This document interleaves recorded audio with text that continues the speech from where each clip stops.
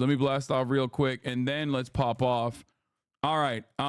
Israel casts aside ceasefire talks. Hamas accepted and moves into Rafah anyway. Rafah crossing controlled by IOF. Campus activism on the rise. Hush money trial. We might do that. Henry Cuellar. Henry KKK indicted. There's been like 8 days where I've been meaning to talk about Henry Cuellar and I just never care about. To be fair, the crossing wasn't always controlled by Israel anyway. Yeah, I mean, it was Egypt that controlled it. But yeah, Macklemore makes pro-pal song. Joe Brandon dropped a diss reply to Macklemore. Call it topple the tower. Break. Dude, it's 11:30. X is defending Drake hard. Who's X? Like Twitter? We don't call Twitter X around these parts. We call it Twitter. Are you coming to TwitchCon EU? No, I'm not, mate. I'm not coming to TwitchCon EU, mate.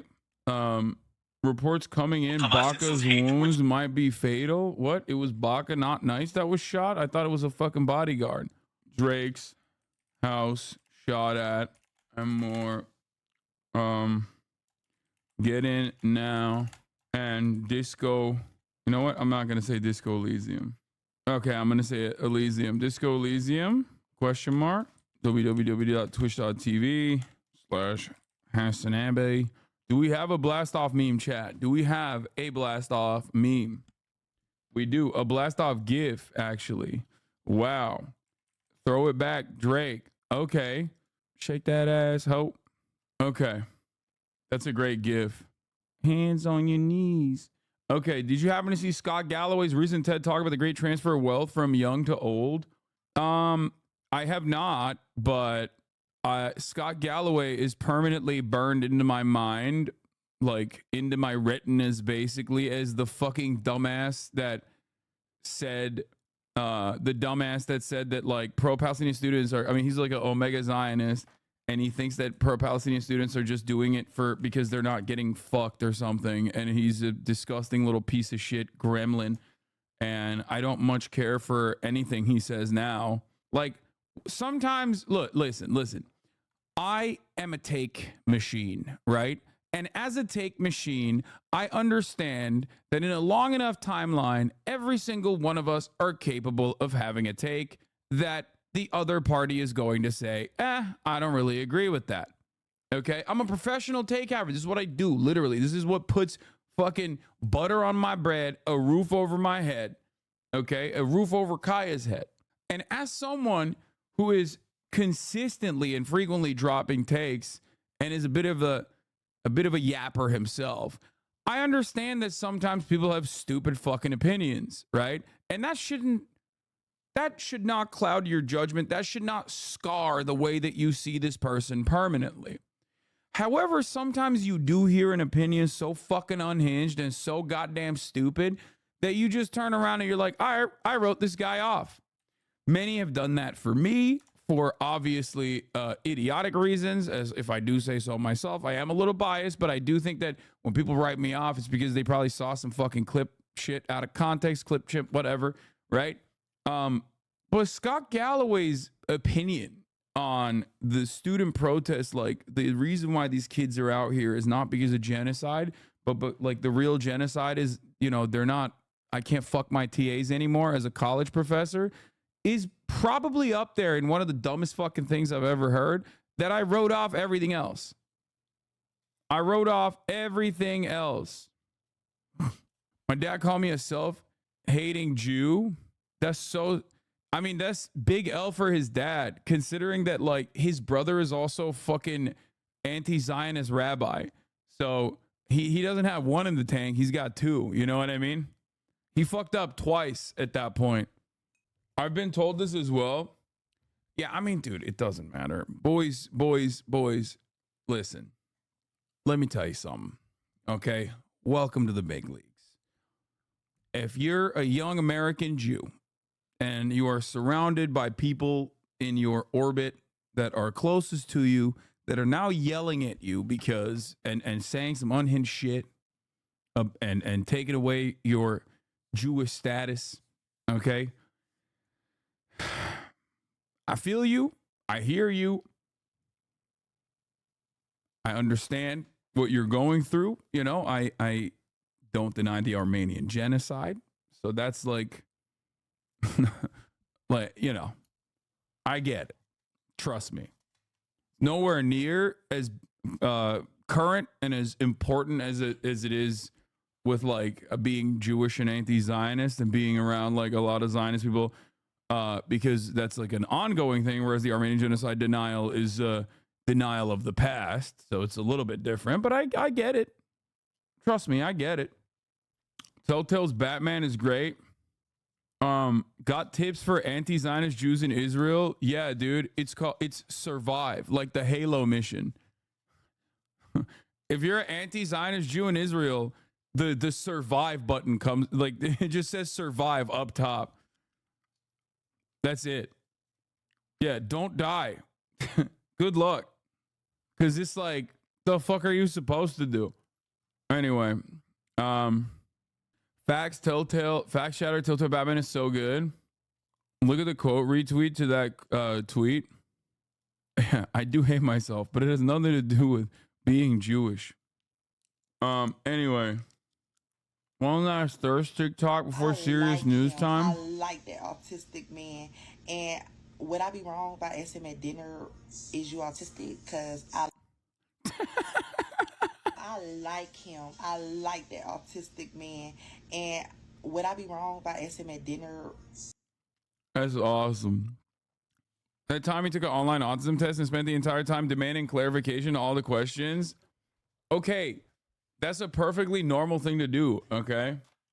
That's a perfectly normal thing to do. Anime editors are cooking your girl. Lover boy, certified pedophiles. Oh no! I'ma do my stuff. I mean, that's like a bitch. Ain't you tired? Trying to strike a chord, and it's probably a mine. Yo, that's fair.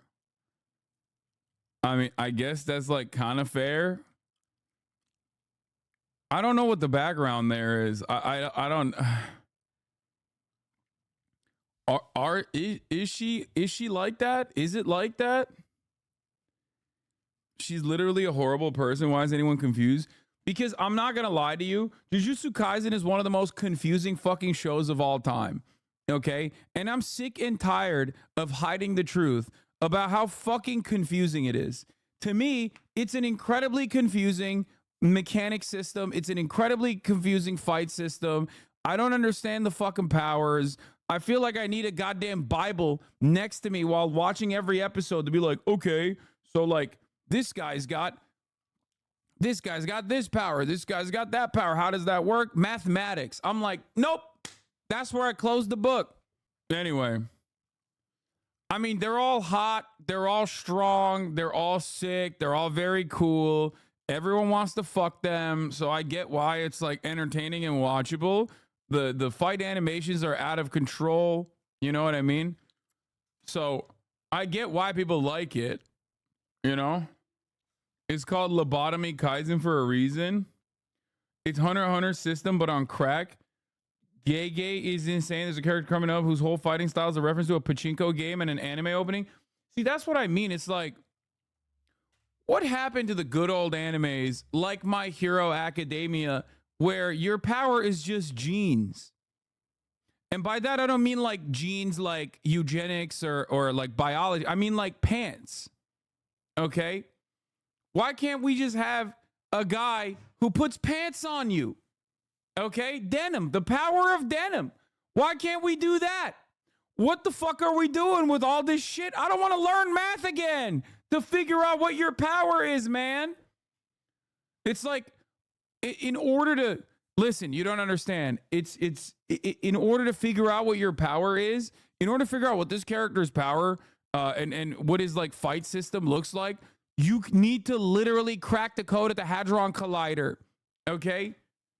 It's fine. You just need to get a PhD and it'll be okay. You will understand it. That's why I prefer Chainsaw Man, which is in the same vein in many respects, but is like much simpler and much more ruthless and much more horny in a disgusting way sometimes. And that's my preference. You can't yell at me over it. Wouldn't it have been nice to have Hasanabi on UCLA campus last week? Wait, what? I did go, didn't I? What the fuck are you talking about? It's got to be Bay, right? Anyway, Uncle, I need to ask. I know about your zero yogurt. Someone I know likes to keep yogurt for like 2 to 3 weeks. I tell him, wait, what? I tell them I don't want to eat it, but they get annoyed at me. The yogurt has like green flecks and dots in the yogurt. Is that okay to eat? What the fuck? I don't know anything about what? No, that seems nasty, bro. Don't fucking eat that. I mean, I'm sure it doesn't kill you probably, but I know if you got any mold on the bread, you got to throw it out. Fun fact. Or I guess not so fun fact. Many of you probably don't know this, but if you have any mold in your bread, you don't just like cut out the moldy part of the bread and then eat the rest of the bread. The entire bread is gone. Okay? I didn't know that. And for years and years, I was like, all right, well, this slice has mold on it. Throw the slice out. And then I would eat the rest of the bread. Don't do that. The entire bread is gone. Okay? Cheese too? Yeah, except cheese gets moldy I think cheese is a little different than the moldy bread, right? You can eat cheese mold. It's fucking blue cheese. I love blue cheese. I'm allergic to mold. That shit would kill me. You just made yourself stronger. Thank you. I know you'll never have the time, but I find it so funny if you took up Scar's $1,000 challenge and play I Want to Be the Bashi. No shot. It depends on the cheese. Soft cheese, no. Hard cheese, just cut it off. Some of us can't afford to do that. That's so anti-middle class of you. Okay, die then. Chatter's like, you don't understand. No, I'm too broke, which is why I'm gonna kill myself. Okay, then die, dude. What do you mean? It's like me being like, listen, bro, watch out for the scaffolding, okay? A piano fell like last week. They keep chucking pianos and you're like, excuse me, sir. I'm a middle class man. I have to walk through this. Some of us don't have enough money to get a taxi. I have to walk through the scaffolding right now. All right, well then die, Looney Tunes ass. What do you want me to say? Motherfucking Thomas and Gerald over here being like, no, I got to walk under the piano. That's the way to get to my work. Sorry, you don't understand this middle class lifestyle. Anyway. Yeah, you wouldn't get it, dude. I've been out here. Yeah, Thomas and Gerald. That's their adult names. How many people have died from moldy bread? I don't know. Maybe it's a conspiracy that they just want us to throw out the bread. Also, I got some bread that just like stays not moldy for years, I feel like. Not years, I'm exaggerating, but like for a very long time. And then other breads will get moldy like in 3 days. And I'm just like, how the fuck does this happen? Like, what the hell are they putting on the other bread? Like, there ain't no way that bread is good for me. I feel like I'm just eating straight PFAS, forever chemicals, eating straight plastic to the dome at that point, right? Like the amount of preservatives they put in that fucking bread has got to be out of control. Some of us have hyperfixations on mold and can't just throw out moldy bread like that. But okay, go off, I guess. Exactly how some of you motherfuckers sound like. Anyway, all right, let's get into it, okay? Let's do it. Why some bread is stale instead of moldy? I don't know. As we've talked about already, of course, they're playing "They Not Like Us" by Kendrick Lamar on TNT. Who have led by as many as 32, will take a 22-point lead into the fourth quarter with the NBA play. Bro, it's DJ Mustard. Like, they're gonna play it at the playoffs. They're gonna play it at the finals. People are gonna be going certified lover boy, certified pedophile at the fucking NBA finals, bro. Okay? Drake can never show his face ever again.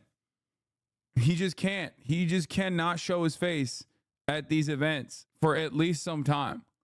Imagine if Josh Giddey makes it to the finals. OKC got to go down. Yeah, that song is that song is about a lot more than just Drake at that point. Your GOAT Jokic is getting exposed right now. What's your perspective on the Timberwolves' historic defensive performance? I don't know. Anyway, they're playing it at the Dodgers Stadium. Jesus Christ. Kendrick Lamar is not like us. Officially, the pregame mix at Dodger Stadium in Los Angeles. Oh, no. But worse. Bro, they got Midas Touch. They got Midas Touch playing it. I hear you like I'm young.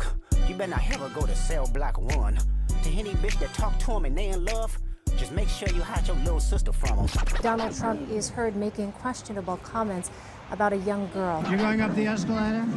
I'm going to be dating her in 10 years. Can you believe it? Certified lover boys, certified pedophiles. Wop, wop, wop, wop, wop. That fuck 'em up. Wop, wop, wop, wop, wop. I'ma do my stuff. Why you trolling like a bitch? Ain't you tired? Trying to strike a chord, and it's probably A minor. Donald Trump is a jump. What does Tiffany have of Marla's? She's got Marla's legs.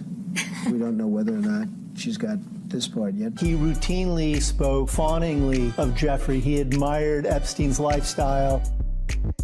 Say Trump is. I hear you like I'm young. You better not ever go to cell. Bro, that's okay. That's Pack Watch. I'm unironically reposting that. It's so great to see how this beef has turned Hasanabi into a music head. Don't worry, I listened to that Espresso song this morning and it made me into not wanting to listen to music ever again. So, like, the Macklemore song first got me out of it. The Macklemore song first got me out of it, and then I heard that Espresso song and I was like, oh God, what is happening in the world, dude? Oh my Lord. Oh yeah. Just stick to rap. Yeah, I think that's what it is. Are you serious? Espresso is a bot? No, I think I'm too much of a misogynistic, cisgender, heterosexual man. Like, I feel like it's like a dog whistle, you know what I mean? It's playing a song at an entirely different frequency that my fucking Neanderthal brain cannot comprehend. When I hear it, I'm like, and listen, I'm telling you this as someone who like loved the Madonna Ariana Grande song, the Ariana Grande like straight Madonna rip that she had. I unironically thought that song was a bop. I like that. I'm not very good with like recall on names and shit like that, so don't get mad at me. But I thought that song was great. I actually do kind of like Ariana Grande a lot, low key, high key. But anyway, regardless, my point is sometimes it's just like I hear something and I'm like, it doesn't hit for me at all. Like it just doesn't hit for me at all. And then I just like get mad. Which Ariana race do you like the most? Dude, I'm a fucking Ariana fan. I like them all. I think she's goated at all of the races. Like she's done a phenomenal job at every race. I guess the only one I don't like as much is like Italian Ariana Grande, like early stage, you know what I mean? But that's probably because like I never saw it while she was like, you know, a child actor. I didn't ever encounter it. So all I've seen is like as an adult, I've seen her as a child actor and I'm like, obviously like she's a child, you know what I mean? It's, you know, when you grow up watching a show when you're a kid and they're also a kid and then you like can develop crushes on them. If you're an adult and you never had that experience, then like, obviously you're going to be like, this is a child. Also, I feel like there's this, well, unless you're Drake. Yeah. Drake is just, he's so good at seeing the potential. I heard you're a Kendrick D rider. I am, to be fair, I am definitely an advocate for short kings in general. And I also, you know, have some opinions about Drake in general. So that's it. Why do you hate Canadians? I don't. Because Kenny is worth riding. I just don't fuck with like the weird groomer shit. I think that's odd and weird and gross, and I don't like it. That's it. I find it to be not great, in my opinion. I find that like people who also end up defending stuff like that are always just like running around talking about like talking about fucking actually it's a phebophilia. It's like, okay, that's a different sauce of fucking minors. You know what I mean? Like you just basically told me like, listen, I don't want to fuck a baby. Okay. I still want to fuck minors, but I don't want to fuck a baby. It's like, that's still gross to me. That's weird. I don't know why you think that is like a defensible posture here. That's an odd thing. Okay. We are not in a court of law. This is not like going to be exculpatory, or it's not going to fucking lower your sentence. I don't want to have this conversation with you because it comes across to me like you're literally saying you want to fuck minors, but just like, you know, not all the minors. Like, it's not like, okay, dude, you don't want to fuck a baby. Congratulations. But you still want to fuck minors? Like, what the fuck? Does that make sense? It just like weirds me out when people do that shit. I like Kendrick's music, but I hate his dick riding fans. Same for Eminem. Fair. You're probably the most mellow critic of the culture vulture shit compared to Loss of the People. I mean, I don't listen to enough music and can never develop like a fandom for anything. So that's probably the reason why. Speak of creep, check the dude in the Sydney Sweeney Met Gala photo. Bro, don't act like you would not be looking exactly like this. Dude looks composed, okay? My man looks unimaginably composed in comparison to like what the average person would be doing in that situation. Okay? My fucking nose would be bleeding. My nose would start fucking gushing out like geysers, okay? It would crank my head back. My fucking jaw would fall onto the goddamn floor. My goddamn tongue would be rolling out like the red carpet out of my mouth. Steam coming out of the fucking ears going, awooga, awooga. Okay? Humana, humana, humana. Eyes fucking, eyeballs popping out of my dome. Going in and out, in and out. Anyway. So, chill. Matt Owens is making Nico Robin Hispanic. New season dude, I'm gonna be hanging out with him later tonight. Actually, we're gonna go to dinner. Oh my god, that's pretty fire. We won. Nico Robin Hispanic. We won. It's Brown Robin. Let's go, dude. Is Latina Robin. That's fire. Brown Robin is canon. Princess Vivi, female, 17 to 20, Middle Eastern, North African, or South Asian. Nico Robin, female, 20 to 39, Hispanic, Latino. Smoker, male, 25 to 35, white. All right, boys. That's it. I'm throwing my hat in the ring, dude. I'm going for Smoker. That's it. I love smoking. Tashigi, female, 20 to 29, Asian. Miss Valentine, female, 20 to 29, white. Mr. 5, male, 2029, black. Crocus, male, 65 to 79, open. Time for Hassan to lobby at that dinner? No, I would never do that. I would never do that. Ariana Grande's Met Gala look.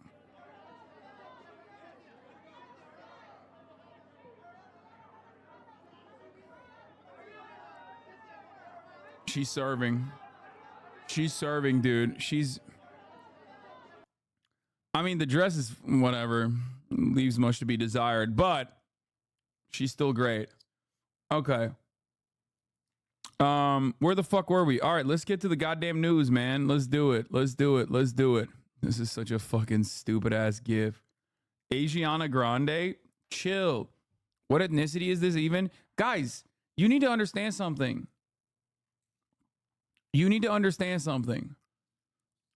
Ariana Grande is literally like, she looked at the Rachel Dolezal situation and said, let's expand on it. Okay? Why stick to one race? Why only engage in blackfishing? Why don't we do every race? Okay? She picks and chooses, and I respect that. You guys are crazy. She's literally every step that she takes is another step towards the complete abolition of the socio-political construct of race as we understand it. Okay? She literally is saying, like, when one can be all races, then we should stop having these hang-ups, like associating people by the color of their skin. But instead of doing that, we should look at the content of their character. Ariana Grande in many ways is basically like MLK when you think about it. That's right. Let's move on. All right. Hamas says it has agreed to the ceasefire deal. Another concept that she's also destroying, obviously, other than the socio-political constructs surrounding race, is, the monogamous, traditional, single, one parent or two parent bonding. Obviously, she is eviscerating that. She's saying like poly for all. And a lot of you are not there. A lot of you are unserious. You're not there to witness it. You're not there to understand what she's doing. And I respect her for that as well. And yeah, that's it. I'm just ride or die, I guess. I'm just serious about it. Whereas a lot of you are unserious, unlike the subject matter that we're about to be covering, which is Hamas said it agreed to a ceasefire deal. Obviously, we're going to get into that, but you are going to be getting into the 3-minute ad break at the top of the hour. If you no longer want to see those ads, all you need to do is subscribe for $5 or for free. We'll do the Met Gala looks as well. Woo! At the top of the hour, there's a 3-minute ad break. If you no longer want to see those ads, all you need to do is subscribe for $5 or for free with a Twitch Prime by connecting your Amazon Prime account to your Twitch account. You get one free Prime subscription a month. Use it on your favorite broadcaster. Hopefully that's me. Here's a 3-minute ad break now. Why does it seem online that a majority of Turks support Israel, like on r/Turkey? Bro, that's fucking Reddit. Are you dumb? If you looked at Reddit,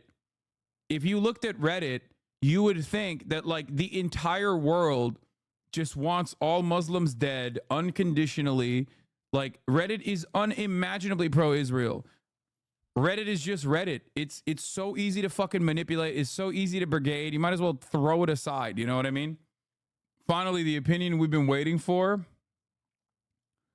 What is this? Haha, super Reddit chungus. This one surely will hashtag own the libs. Gold for you, kind stranger. I don't know what this is. What is this thing? Who is this person? Like, am I supposed to know who this person is? I mean, this is funny. This is a funny meme. Is he like a Reddit person? Is that what it is? He's one of your biggest haters? Bro wrote the problems with Palestine. Yeah. Okay. Sick.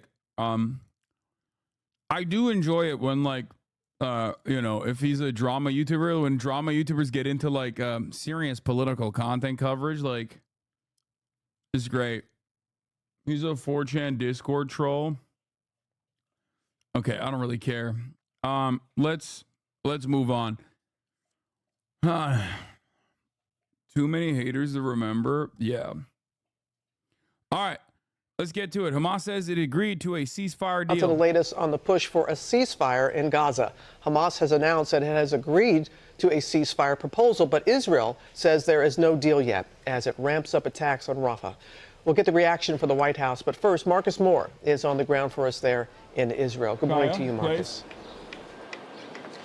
Robin, good morning. We are at Hostage Square in Tel Aviv, where memorials pay homage to those being held captive in the midst of this war. And while the IDF says their latest operation in Rafah overnight is limited in scale, the relatives of some of those held hostage fear what the outcome could mean for their loved ones.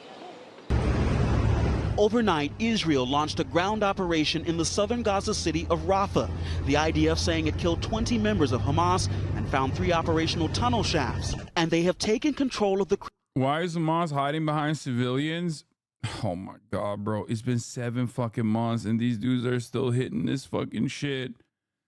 Why is Hamas hiding behind civilians? Bro, they are not, okay? There is nowhere else for them to go. Also, they are currently engaging in what is known as a spontaneous militia uprising against an occupying force. So technically, you can't be fucking complaining about it right now. Because right now, what they're doing is actually just. Not only is it just, it is also permissible by international law. Not only is it just and permissible by international law, but I also consider it to be perfectly moral. Okay? You would want someone like Hamas, or anyone really, you can call it whatever the fuck you want, including the fucking Proud Boys, if someone else was occupying and blowing the shit up, everything, pancaking everything in the fucking Gaza Strip, everything that you know has been leveled into the goddamn ground by an occupying force that is unjustly and illegally occupying your land and also killing you and killing your family members. You wish you got a fucking Hamas up there, at least like lobbing some goddamn grenades back at these Merkava tanks that are like $30 million a pop. Suck my dick, okay? Why is Hamas hiding behind civilians? Anyway, the human shield propaganda obviously is only a justification in the minds of Hasbara bots that think that, this allows Israel to murk as many Palestinian civilians as possible and then try to shift the blame over to Hamas. It's like, yeah, dude, why aren't they out there fighting in a fucking open battle like it's the goddamn Roman legionnaires or some shit, okay? Why aren't they out there in a field so that the Israeli fucking Air Force can just like fucking line them up and then just laser them, dude? I can't believe it. Why are they out there fighting where Israel is blowing their shit up? I don't know. Perhaps the real question you should be asking yourself is like, if these guys are taking the civilians hostage, which they're not, if they are doing that, why the fuck are you shooting through the hostage? This is why I said time and time again, it doesn't even fucking matter. Like when people say like, oh, if Israel, if all of the Israeli Jews were actually like trapped in a school, would Israel blow it up? And I told you, like, yes, they would. That's why they've killed, almost 100 fucking hostages so far that are Israeli. Critical Rafah crossing. This morning, videos show Israeli flags now flying on the Palestinian side of the border. This as Hamas says they are willing to accept a new ceasefire proposal. The deal, a different agreement than one proposed by Israel, includes a permanent end of military operations and the withdrawal of Israeli forces. You're arguing with another Eurocuck? I know. Eurocucks are the funniest. This chatter is a dumbfuck 30 IQ Euro. Oh, that's awesome. This is a sick playlist, dude. I hope you get fucking shredded, my boy. I hope you get shredded, my boy, listening to Never Back Down 2. Remember the name, Fort Minor. Workout motivation music, pump up trap 2018. That's my fucking king right there. Listen. I wish you the best, okay? I don't know what has happened to the mind of the average EU guy that comes in here and is like, listen, I don't even know which country he'd be from, EU cook wise, but they come in here and they're like, Israel must be defended at all costs for free. I just don't get it. Nice stalker. Okay, brother. Okay, buddy. What's so funny about that? Space, fish, wet wish. What's so funny about that? Come on, bro. This is hilarious. This is an awesome fucking playlist. No, the reason why he's a bunch of numbers is because he's trying to avoid M-HUD clapping his ass cheeks. Probably on there like multiple.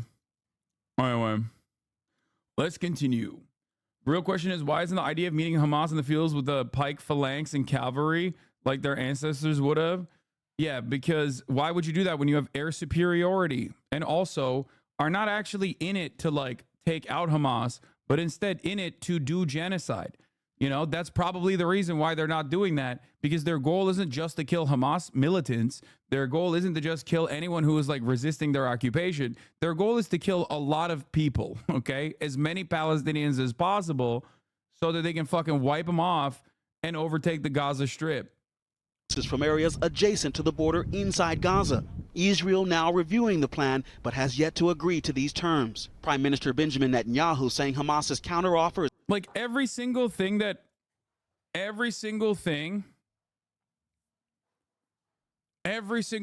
Israel has said so far in why it's conducting its military operation since October 7 has been objectively and demonstrably a lie. I've been telling you that it's a lie, but obviously as far as like when tensions were high and people were very passionate and people saw the atrocities on October 7 and immediately were like, what the fuck are you saying? How dare you say such things? You are a conspiracy theorist. The problem was I was right, but too fucking early to the conversation. Okay? The only reason why so many people were shocked about the things that I was saying about how like Israel doesn't give a shit about the hostages. They are just simply in it to do ethnic cleansing. And Israel does not give a shit about like eradicating Hamas. They're just using that as a reason as to why they're doing ethnic cleansing in the Gaza Strip. The reason as to why I was able to be so fucking so ahead of time. Like the reason why I was able to fucking be prophetic in that regard, and many other pro-Palestinian activists were prophetic in that regard, is because we know how Israel has operated for 75 fucking years. That's it. It's not like I was predicting the future. I was just looking at the past. But of course, people who personally were just tuning in on October 7 and thought the history started on October 7 would look at that kind of shit and go, the hostage posters are for propaganda purposes? That's disgusting. You're actually disgusting, Hassan. I can't believe you would say such a thing. These guys just simply care about the hostages. Really? Is that why the fucking hostage posters play a very different propagandizing role inside of Israel than it does in fucking Brooklyn? Where in Brooklyn, the people posting those are saying like bomb, bomb, bomb Gaza and kill them all. Whereas the people in Israel are fucking posting the posters to be like, hey, government, these are your fucking people that are trapped inside of Gaza. Get a ceasefire going so we can take them out. You know? Just remember that. Is, quote, far from Israel's core demands, which included a 6-week ceasefire and releasing some Palestinian prisoners for up to 33 hostages. Despite the uncertainty, crowds in Gaza celebrating Hamas's announcement. While in Tel Aviv today, relatives of... How is killing 30K people out of 9 million, including 7,000 Hamas fighters, ethnic cleansing? Sounds like a poor job. Yeah, dude, ethnic cleansing is only successful when you kill all of them. You know what I mean? Because Jewish people survived after the Holocaust, that technically wasn't real genocide. Is that your argument? You know? Like, what is it? Is there like a finite number that you think is permissible? When also 9 million, we're talking about 5 million, specifically 2.5 million, 30,000, and the numbers are probably higher than that, by the way. That's an underestimation. But 40,000 out of 2 million is a pretty fucking high population number. And also, you're talking about 7,000 Hamas fighters. There's double the number that you gave in fucking child deaths. What are you talking about? 2/3 of the fucking killed, 2/3 of people killed by Israel are women and children. What are we talking about? How many more women and children does Israel have to murder until you go, that's not ethnic cleansing? Or what is the finite number? You think if Israel kills 1 million Palestinians, will you consider that to be a genocide? Is that when you will say, oh, okay, that's ethnic cleansing now? It's so wild. Yeah, dude. Because Jewish people survived the Holocaust and Hitler couldn't kill all the Jews and then like that wasn't a real genocide is not an argument I would ever allow you to make on this fucking broadcast. Yeah. They're going to clip you so bad. Man, stop fucking complaining about the way I'm going to be clipped or whatever. If these people are so desperate to try and make me out to be a fucking Holocaust, then I don't know what to tell you. Okay? That's insane. Of hostages demonstrated in front of the U.S. consulate, demanding the Israeli government accept the deal. Do you worry that this operation in Rafah will affect the efforts to release the hostages? Yes, I'm afraid that they will all be dead. The family of Hirsch Goldberg Poland, who's been held hostage by Hamas since October 7th, speaking with us this morning. It's been 214 days. We need to be reunited with our loved ones. We're not going to solve everything in the Middle East right now today. Let's get our loved ones out. Let's bring a calm to the region. It is apparent this morning that both Israel and Hamas are open to negotiating a prisoner exchange, but the exact details, how many people and when, is where the gaps have been. Now, delegations from all sides will head back to Cairo to continue talking soon. But George... Yeah, ISIS is the Yazidi genocide. Even though around 5,000 died, it's an internationally recognized genocide by everyone. Srebrenica was 8,000, I believe. That's also another internationally recognized genocide. Like, genocides and the genocide classification was specifically created so we stop a genocide before it gets to the fucking 6 million Jews point. Okay? A lot of people think like, no, we only litigate genocides after the fact. That's not how this goes, bro. There's no fucking like high score. The whole point is the reason for that classification to exist is specifically so we stop it from occurring, from finishing, rather. Okay, that's the whole issue here. You look at genocidal intent and you look at genocidal action. Israel has both of it. Okay? Yeah, Srebrenica. Sorry. Like, we're kind of, the whole point right now is to stop the ongoing genocide. You know? It's not about like looking back after the fact and being like, oopsie, I guess a genocide happened. Like, that kind of fucking ruins the whole point, right? Why do we even look at history if we're not going to learn any lessons? You've chatted like 7 times in the past 2 days, and every single chat has been either rage bait or you being a dumb motherfucker. Any last words? Or Turkey's genocide of Armenians. The reason why I didn't bring up the Armenian genocide is because the numbers are actually much higher than the Yazidi one. And that's the reason why I didn't bring it up, because Turkey did hit a fucking high score in that one. So that's the reason why I didn't bring it up, dumb fuck. Not because I secretly deny it or some shit.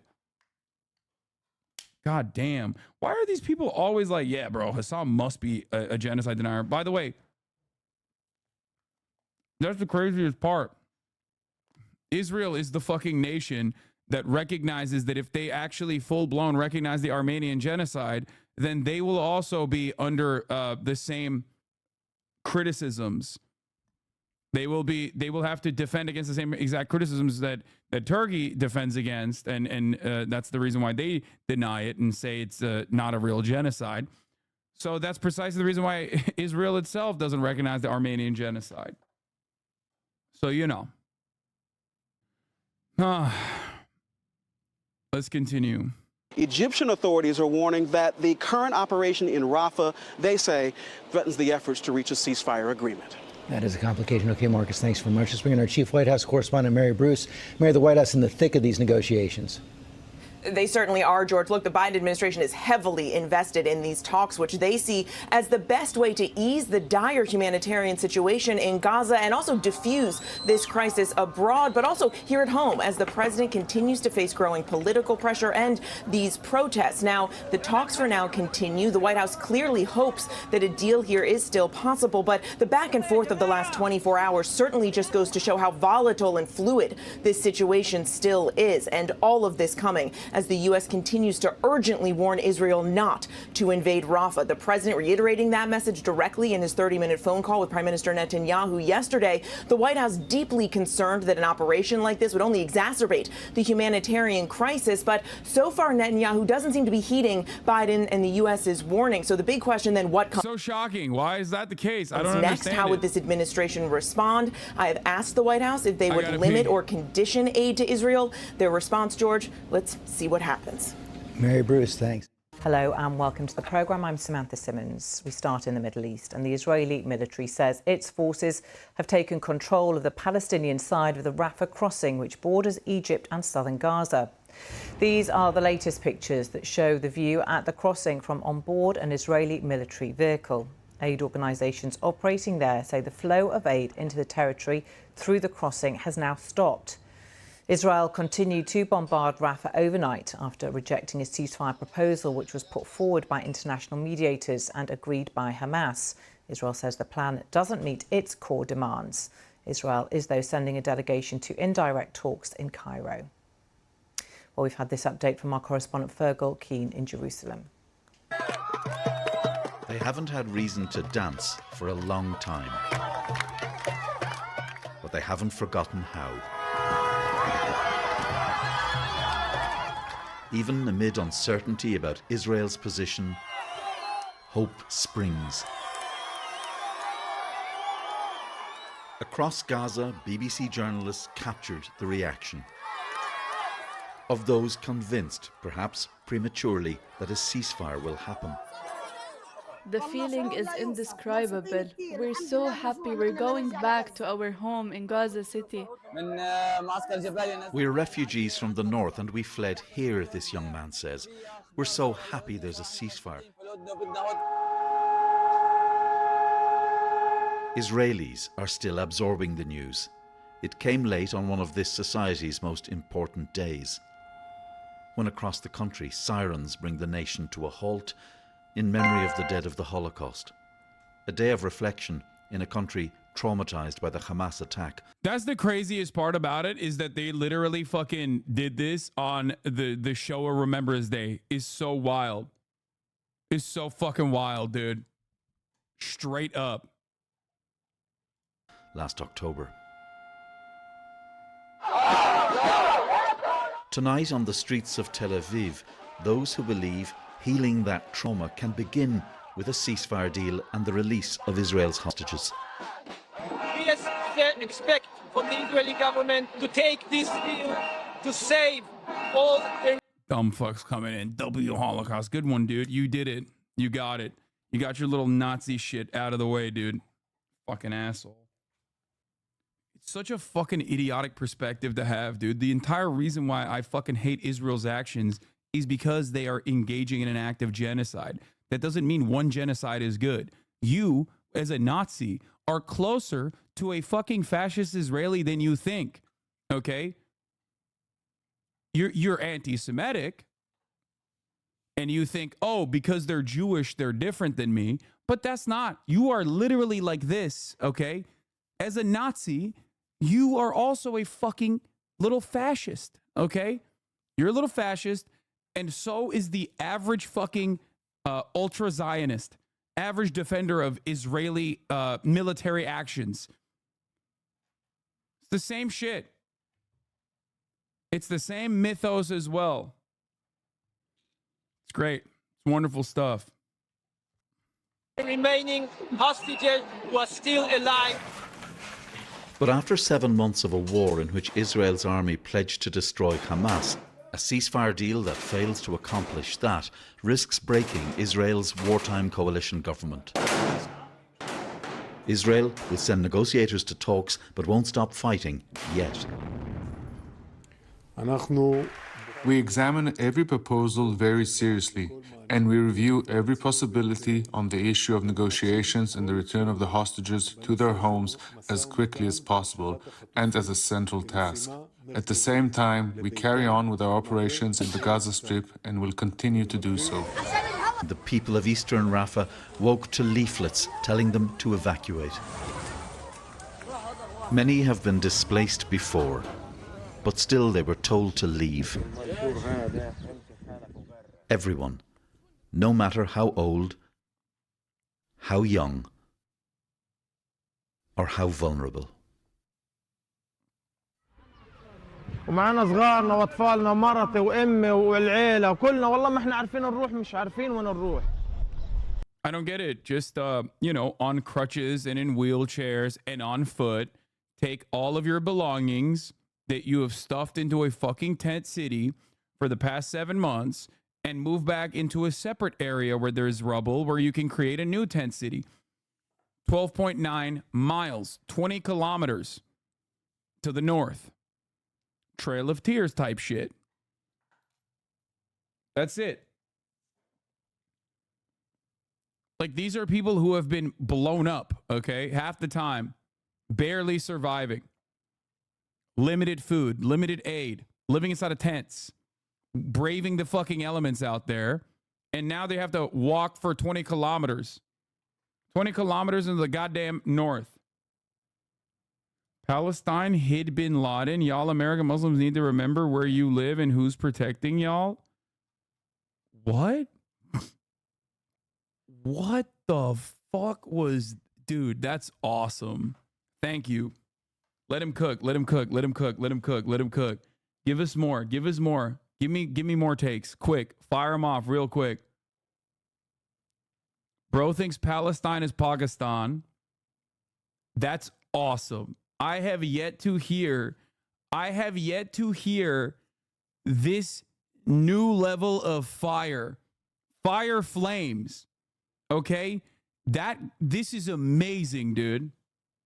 Brother, if Osama bin Laden was hiding inside of Palestine, that would 100% be conducted by the Mossad, okay? What are you talking about? Which, by the way, Pakistan also, ironically, another American intelligence operation regardless. That's sick. One of Israel's greatest allies in the region, Saudi Arabia, happens to be the same nationality that Osama bin Laden, the same country that Osama bin Laden is from, and his funders were in the Saudi royal family. So phenomenal that you are so on the opposite of the fucking actual truth of the matter. Can we keep him? Yeah. Oh, we're keeping him. He's incredible. To Al-Mawasi, Israel says, and other desolate places beyond Rafah. The so-called humanitarian zones were to be expanded, but they've never been safe from sickness, hunger, or war. This is the aftermath of raids on Rafah last night. People hope these may have been some of the last airstrikes if the ceasefire can be made to work. News of the Hamas announcement was still hours away.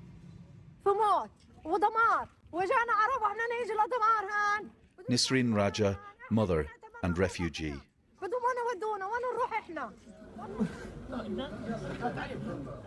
For 7 months, this has been the daily reality.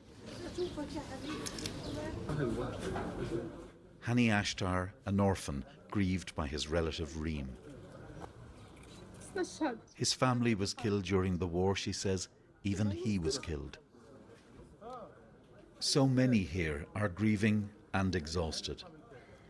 Late tonight, Israel attacked eastern Rafah, Holy shit. where they told people to leave.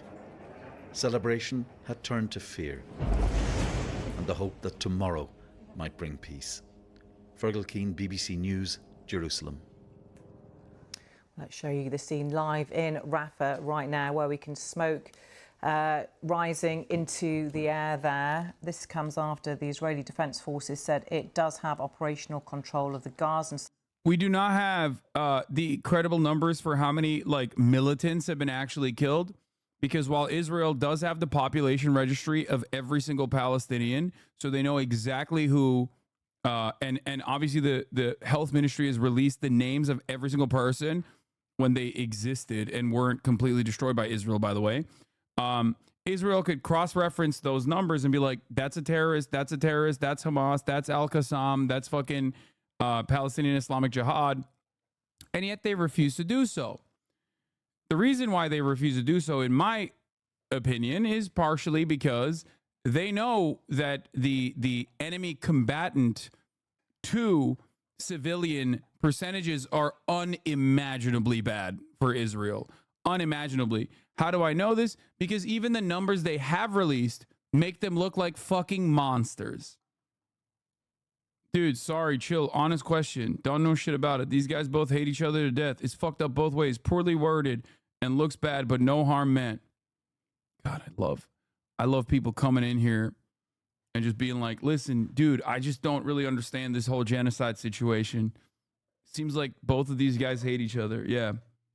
Bro, I don't get it. I saw the Warsaw Ghetto Uprising and I thought like, man, these Jews sure hate the Nazis, huh? It's crazy. What's up with that? You said yesterday the UK are bigger Israeli dick riders. Israel dick riders. I really don't think we are. I hardly meet anyone here that doesn't support Palestine. He said chill because I said I hope I see him in GeoGuessr ranked. That's crazy. Side of the Rafah crossing, following the announcement that the IDF was having targeted strikes against Hamas in eastern Rafah. Well, in the past few hours, the military have said that their forces were scanning the area after launching this ground and air operation in parts of eastern Rafah on Monday. This is, as we know, diplomatic efforts are continuing to try and achieve a new truce. Well, let's speak to Louise Wateridge from UNRWA, who joins me now from Rafah. Louise, welcome to you. Tell us what the situation is there right now where you are. Yes, Things are very tense here in Rafah. The last 24 hours have been a complete roller coaster of emotion. Even the last few days, there was so much hope for a ceasefire. Anybody you speak to here, the last week, the last few months, every day, all they want to know is when there is a ceasefire coming. And it's what everybody's been hoping for. So to wake up yesterday morning to the devastating news that leaflets had been dropped and an evacuation order was in place, it really spread. You think they want to push their problem to Egypt, then get worse from there? I think that if inevitably they will say a humanitarian corridor has been created to go into Egypt and like march them into the fucking into the desert. But before then, they're gonna circle them around and cycle them in and out of kill zones, killing a bunch in the process, which is what they've been doing. The whole purpose of the occupation is to make it like impossible to survive it with unimaginable cruelty to varying degrees. In the West Bank, you obviously have the apartheid making the lives of everyday Palestinians like impossible. You know, a normal destination that would take you 25 minutes to get to on foot turns into a 6-hour process. That is a deliberate mechanism of the apartheid, right? And on the Gaza side, they're just thinning the herd, or in the terminology that the Israeli officials have used in the past is mowing the lawn, which is also, you know, quite similar to cutting the tall grass or cutting the tall trees, which was obviously the code that the Hutu extremists used over the radio to start the 1994 genocide in Rwanda. It's time to cut down the tall trees. A lot of fear across the community. I'm currently in Western Rafah, but across Eastern Rafah, people started to move. But even outside my window, I was able to see people starting to take down their makeshift shelters, start to pack up and start to leave Rafah. So there's a lot of fear spreading. Throughout the day, you could see more and more people starting to move, starting to leave. And then last night, you know, out of seemingly nowhere, you know, for myself, the first I heard of it was screaming and cheering out of the window. I was completely overcome with emotion. Everyone around, you know, you could see women and children hugging each other, crying. Do you think it's good if Egypt accepted it for money? No, I don't think the completion of the ethnic cleansing and ethnic displacement campaign is a good thing. I think the good thing would be for Israel to stop fucking killing Palestinians. That's what I think the good thing would be. Families coming together, just this outpour of relief that people have held for so long at the hope of a potential ceasefire. And then today, this morning, very subdued, very quiet. As the day has gone on, I've seen again more and more vehicles move out of the Rafah area as people are packing up their things and leaving. So there is a sense of fear and chaos now. Obviously, this is a minute by minute, hour by hour situation developing. But clearly people are hearing the situation at the Rafah border crossing and now deciding to. Hamas has been pushing for a permanent ceasefire deal since they took the hostages, right? Yes. Israel's been refusing this whole time, right? Yes. I'm not crazy, right? Yes. To leave once again. Obviously, you wouldn't be equipped with that knowledge if you almost exclusively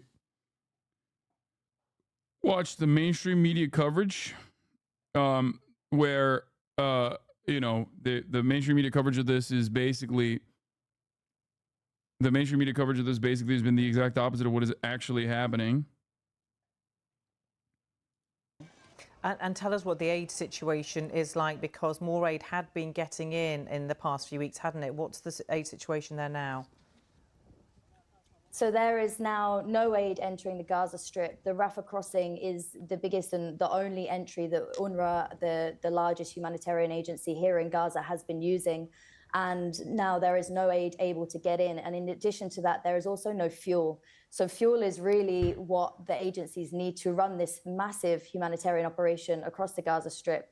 Fuel is what's needed to run the trucks to get the aid to the people who need it. Fuel is needed in the generators to run the hospitals and health clinics that are remaining and not damaged and destroyed. So without this fuel and without these aid supplies, the aid operation here is simply going to ground to a halt. What is the aid operation like at the moment? We continue to do everything we can. Our colleagues are providing services. UNRWA runs health centers across the Gaza Strip. Even in North Gaza, we have some very heroic colleagues who have maintained running these health services throughout the war.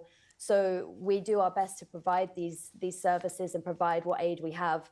But it's very concerning to know that this border crossing is closed and that there is no foreseeable aid entering anytime soon. Okay, thank you very much for telling us about the situation where you are. Louise Wateridge from UNRWA, who is in Rafah. Thank you. Well, let's get more on this with our correspondent in Jerusalem, Yolande, now. Yolande, welcome to you. What are the authorities there saying about why they've closed the crossing or taken control of this crossing between Egypt and Rafah, and about the IDF operation in Rafah? So the Israeli army... Arab states could help people, like Europe open borders for Ukrainians is just sad. No, dude, that's ridiculous. Half of the fucking Arab states in that region are already mostly fucking Palestinian at this point. What are you talking about? Like, there's a couple different reasons why that argument is idiotic, okay? There's a couple different reasons why that argument is idiotic. One, this is not an uncontrollable state actor that is perpetrating the ethnic cleansing campaign in the way that Russia has invaded Ukraine, okay? Russia is a foreign adversary completely outside of our sphere of influence. There are pressure points that you can engage Russia on, but beyond that, Russia and its actions are completely removed from Western influence. Israel is doing this shit with our weapons. We're funding them directly, man. We're literally... We're giving them the weapons to do this, okay? Congress secured $26 billion in renewed aid commitments to Israel, lethal aid, weapons. It's ridiculous. Our tax dollars are specifically and directly going to kill Palestinian children, okay? Instead of... Even from the most selfish point of view, even if you don't give a single shit about dead Muslim babies, okay? You're like, they're Muslim, I don't care. It's like, dude, those bombs, the money going to build those bombs, the baby destroyer bombs, could be going to the fucking roads, could be going to the goddamn infrastructure, could be going to, like, harden your infrastructure so, like, wildfires don't happen. Could be going to healthcare, could be going to education, so you have better schooling for our future generations. It could be going to help solve the homelessness crisis in the United States of America. We have fucking bridges collapsing every goddamn place in this country. It's ridiculous. It doesn't make any fucking sense. That's why I'm saying it's like there is an argument to be made for every single American. There is a convincing argument here to cut this shit out with Israel for every single American. Every single one. Wouldn't that just achieve Israel's goal of removing the majority of Palestinians from the West Bank and elsewhere? Would be totally counterproductive and just assist them in pushing Palestinians out by offering an alternative that Israel can point to, as it already does with the refugees in Jordan and Lebanon? Exactly. That is precisely the reason why it's a ridiculous idea. Oh, dude, why don't they just like fuck off and leave? Well, many don't want to. And then they get called Hamas for staying behind because they want to fucking protect their homes. They want to make sure that they're already in Gaza because they're internally displaced refugees. Their villages are a couple miles down the fucking road on the other side of the borders. Okay? It's their fucking land. The idea that like the best possible solution here is a final solution where instead of Israel directly killing them, they get to go and live in the goddamn desert in Egypt is ridiculous. Army has put out footage that shows these Israeli tanks rolling into this key crossing, the Rafah crossing between... This is also besides the point because Israel so far has not even allowed people to leave. with the exception of 100,000 Palestinians that they've allowed to evacuate Gaza through the Rafah crossing. Gaza and Egypt. It says it's taken operational control there, and it's dealing, it says, with Hamas terrorist infrastructure, to use its language, in that area. It says it's killed 20 Hamas terrorists overnight, and that it has also found 3 tunnel shafts, and it's linking operations around this part of Rafah to the rocket fire that it says came from this area fired by Hamas on Sunday, which killed 4 Israeli soldiers close to the Kerem Shalom crossing, leading to the closure of that important crossing in the south of the Gaza Strip as well. Now, at the moment, when we're taking briefings from the Israeli military, they're stressing that this is a very precise, it's a limited operation. They're not putting a time frame on it. They said, too, that they are working to reopen the Kerem Shalom crossing as security allows. And tell us more about this potential ceasefire deal, which Hamas said it supports. Israel says it goes a long way from meeting its demands. We understand that unofficial talks are still going to take place today in Cairo. What more do we know about that?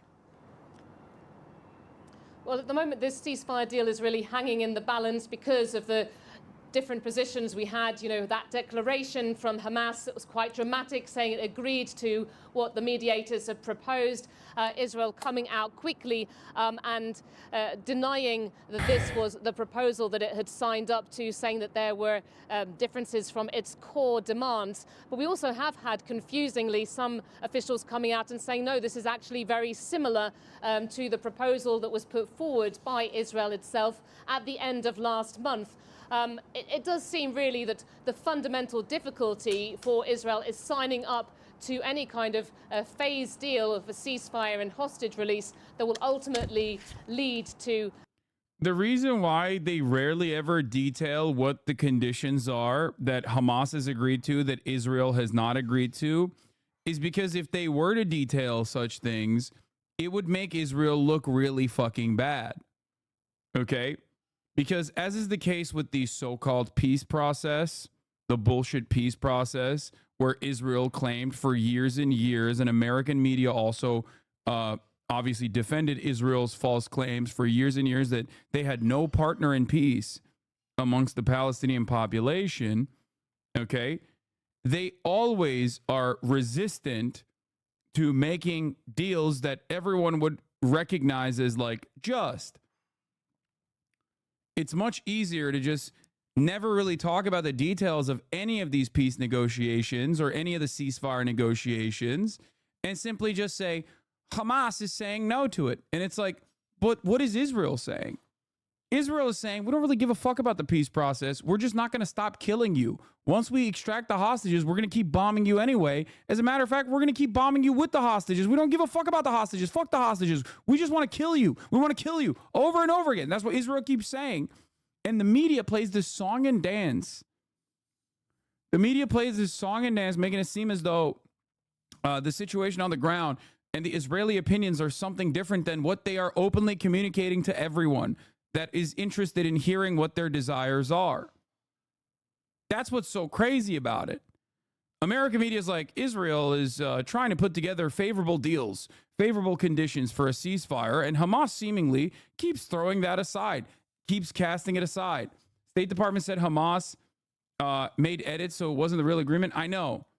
Ironic because the fucking CIA was involved in the deal-making process. But of course, as always, they turn around and say, no, actually, never mind. It was actually the Hamas guys that changed the terms and conditions of the agreement without ever talking about what the terms of the agreement are. It's ridiculous. It's always ridiculous, dude. You hear what Anthony Blinken says in public every time there's a camera on him. He openly will state that it is actually Israel that's bringing forward perfectly valid, perfectly reasonable conditions. What are those conditions? Give us the hostages and we're going to kill you. As a matter of fact, fuck the hostages. We're going to kill you anyway, and we'll kill the hostages. That's literally what Israel has been saying since October 7th. That's what Israel's been saying since October 7, and that's what Israel's been doing since October 7.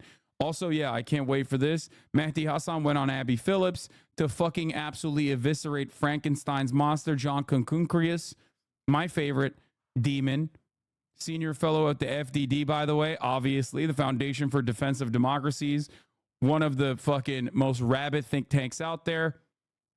And also the former IDF spokesperson. I guess he unloaded too hard, so they fucking took him out. But before we do that, let's listen to President Biden's speech on anti-Semitism. Biden speaks on anti-Semitism at the Holocaust Remembrance Ceremony. Now, obviously, never miss a good opportunity to fucking defend Israel and say that all of Israel's haters are anti-Semites, even in memoriam of the fucking Holocaust, okay? Which is so goddamn gross. Straight up, I'll say it. It is so unimaginably gross, where the parallels do not benefit Israel in this argument, okay? The parallels do not benefit Israel in this argument at all, considering that Israel is infinitely closer to Nazi Germany, both in its nationalistic mythos, both in its nationalistic fervor, and its ethnic cleansing campaign, its deliberate ethnic cleansing campaign that it's currently conducting over a population that it has imprisoned in perpetuity. But of course, he's going to turn around and be like, well, the Holocaust happened, and the Holocaust would happen again if Israel didn't do its own version of the Holocaust to the fucking Palestinian population. Not to the same degree as the Holocaust, of course, but maybe one day, who knows? Thank you, Zen. Please.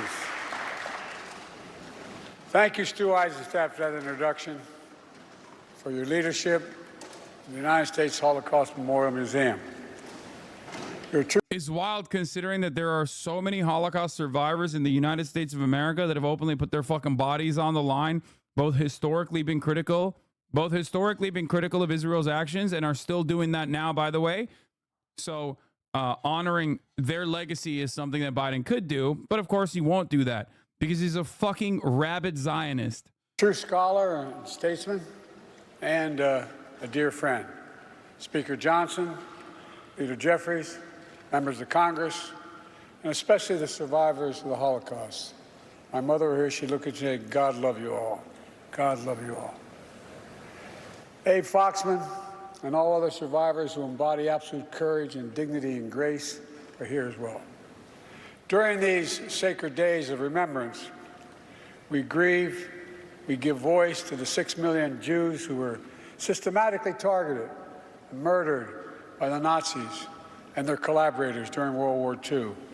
We honor the memory of victims, the pain of survivors, the bravery of heroes who stood up to Hitler's unspeakable evil, and we recommit to heading and heeding the lessons that one of the darkest chapters. No, you didn't. You're not learning the lessons of the Holocaust at all. You are currently participating in your version of an ethnic cleansing campaign, and you have been funding and facilitating it and defending it and routinely egging it on and also offering political cover. So no, you didn't learn the lessons at all from the fucking Holocaust, dipshit. Jesus Christ, dude. The weaponization is so unimaginably cruel. It's so fucked up. It is so fucked up, dude. Nothing else to say about it. In human history, to revitalize and realize the responsibility of never again. Never again, simply translated for me, means never forget. Never forget. Wait, what? Never again simply translates for me, never forget? No, dude. Never again means never again, as in no more genocide, okay, across the board. Never again doesn't mean only remember the Holocaust and also all of the other ethnic cleansing campaigns that are occurring around the world currently, and one, that Israel is doing themselves, is actually perfectly valid. Only remember the Holocaust. He mixed it up with 9/11. Never forgetting means we must keep telling the story. We must keep teaching the truth. must keep teaching our children and our grandchildren. And the truth is, we're at risk of people not knowing the truth. That's why growing up, my dad taught me and my siblings about the horrors of the Shoah at our family dinner table. That's why I visited Yad Vashem with my family as a senator, as vice president, as president.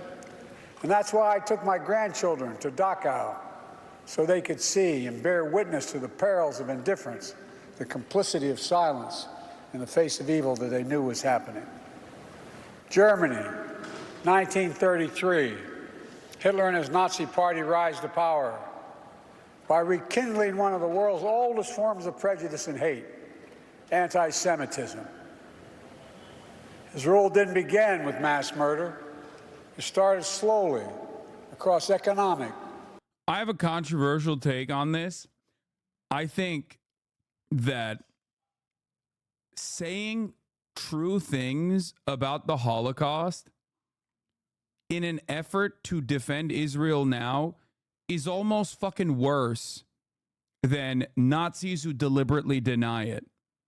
Because then you are casting doubt on the minds of people who don't know that, like, that this shit is in their eyes only used as a weapon, to cynically defend Israel's current actions. It is so gross. It is so indefensible. And this is precisely how you create more anti-Semitism. It's so fucked up, dude. This is something I think Brace and Liz were talking about on their True and On episode about the anti-Semitism bill and the IHRA definition, where Liz brought up a really good point, where she said, like, an entire generation, what will happen to an entire generation who now only learn about the Holocaust as and see it from the framework of, like, why Israel has to be doing a genocide right now? Like, what will happen? What will happen to those people? How will they learn? How will they see this as anything but a cynical way in which Israel is defending their own ethnic cleansing campaign? It is very dangerous. It's very dangerous to think of. Political, social, and cultural life. Propaganda demonizing Jews. Boycotts of Jewish businesses. Synagogues defaced with swastikas. Harassment of Jews in the street.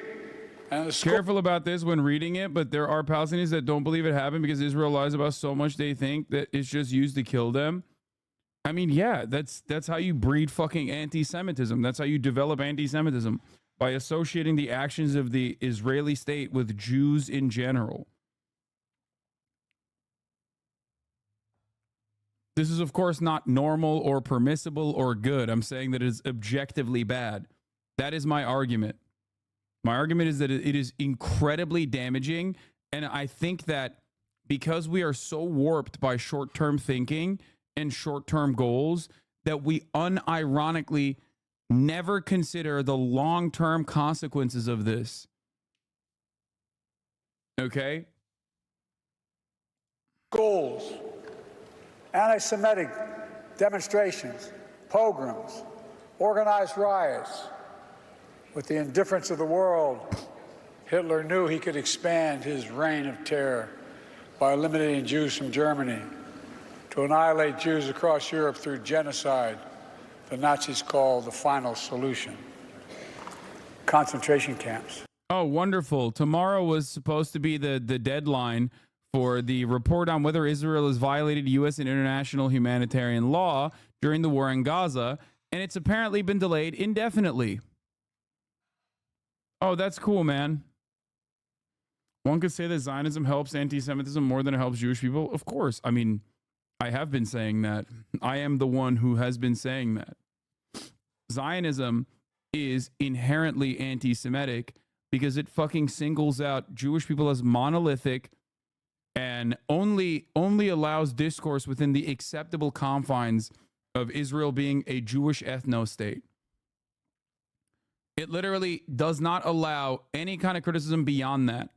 If you say Israel cannot be a democracy as it maintains an ethno-state, a Jewish ethno-state, okay, with demographic concerns that must maintain an apartheid regime on occupied territory.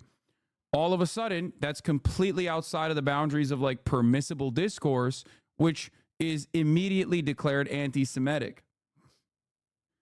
Breaking: Biden admin will use Homeland Security as well as other federal agencies and local agencies in partnerships with schools to fight anti-Semitism, anti-Zionism. That's awesome. That's great, man. Thank you. This definitely, this surely will not have horrifying repercussions. I like that we've substituted McCarthyism now and repackaged it in this way. Multiple journalists asked during the State Department briefing today about the report, and they said it could still come out tomorrow or have a slight delay. It's fucking gross. Gas chambers, mass shootings. By the time the war ended, 6 million Jews, 1 out of every 3 Jews in the entire world, were murdered. This ancient hatred of Jews didn't begin with the Holocaust. It didn't end with the Holocaust either, or even after our victory in World War II. This hatred continues to lie deep in the hearts of too many people in the world, and it requires our continued vigilance. This is what it's like, why are you supporting anti-Semitism? No, I'm supporting the top of the hour ad break debates getting better, okay? That's what I'm supporting. I'm supporting the chat. Every moment that you send me the shittiest bait possible, I'm supporting the chat getting better. Because at the top of the hour, there's a 3-minute ad break, and some of you think that you can bait me in this regard. And honestly, I support chat getting better. That's why I deflect away. That's why I parry. That's why I riposte. Okay? And that's why I serve you the 3-minute ad break at the top of the hour, demanding that you get better. Better baits. Something that makes me go, God damn, you got me. Okay? I'm like Neo in the Matrix, dude, the way I'm fucking dodging those goddamn ad break debates that come at the top of every hour. Here's the 3-minute ad break. Now, by the way, like I said, if you no longer want to see those ads, all you need to do is subscribe for $5 or for free with a Twitch Prime or by getting gifted a sub. Here's the 3-minute ad break now.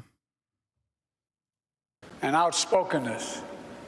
That hatred was brought to life on October 7th in 2023.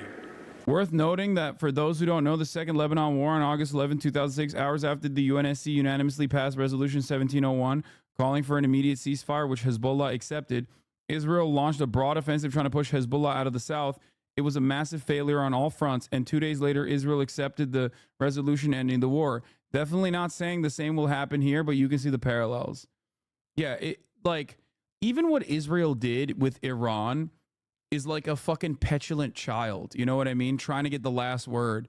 Like, you demand your kid in the back seat stop kicking the fucking seat, and then he just like, he stops, but he still does like one little baby kick right before he stops in tears. It's so like, it's so stupid. It's just an entire nation brain broken by constantly trying to posture as a mighty force. That like, it sometimes does operate like a child having a temper tantrum. It's so crazy. On a sacred Jewish holiday, the terrorist group Hamas unleashed the deadliest day of the Jewish people since the Holocaust. Driven by ancient desire to wipe out the Jewish people off the face of the earth, over 1,200 innocent people, babies. With that understanding, what would you do if you were born Israeli? Brother, it's super simple. Like, we are all obviously genuinely brain broken by the consistent propaganda that we're fed. Okay?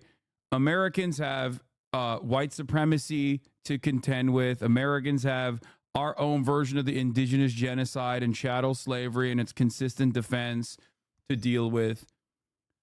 What I do here is basically try to, rewrite people's programming to the best of my ability on all of those fronts. And it's the same for the Jews living in Israel that have learned about Zionism being an epic myth that they need to carry on. Israel has to be strong. Israel's in a bad neighborhood. You just have to look at all of the cruelty and try to address it, and try to understand that it is, being done to women and children, men, all of these people that have the exact same interest that you do, right? If you are a Jewish person growing up in Israel, you have so many different ways of meeting this reality. You have so many different ways of seeing it.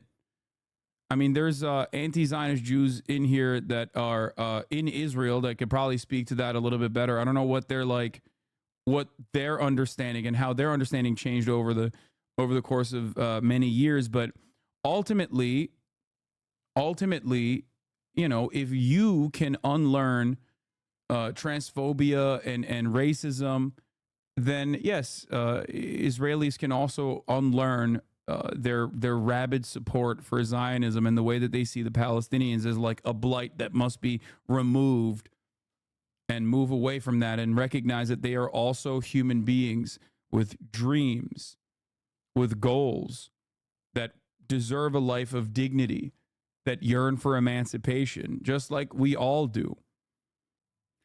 The United States plays a bigger role in perpetuating Zionism than Israelis subject to endless propaganda.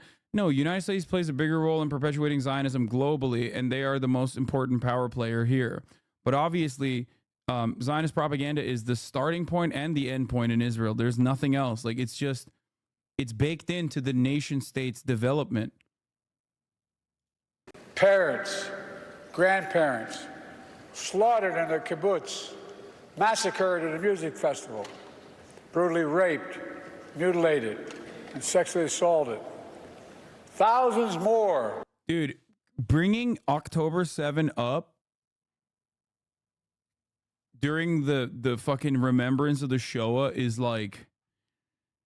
just so nutty, especially considering that like the atrocities that occurred on October 7 did not happen in a fucking vacuum.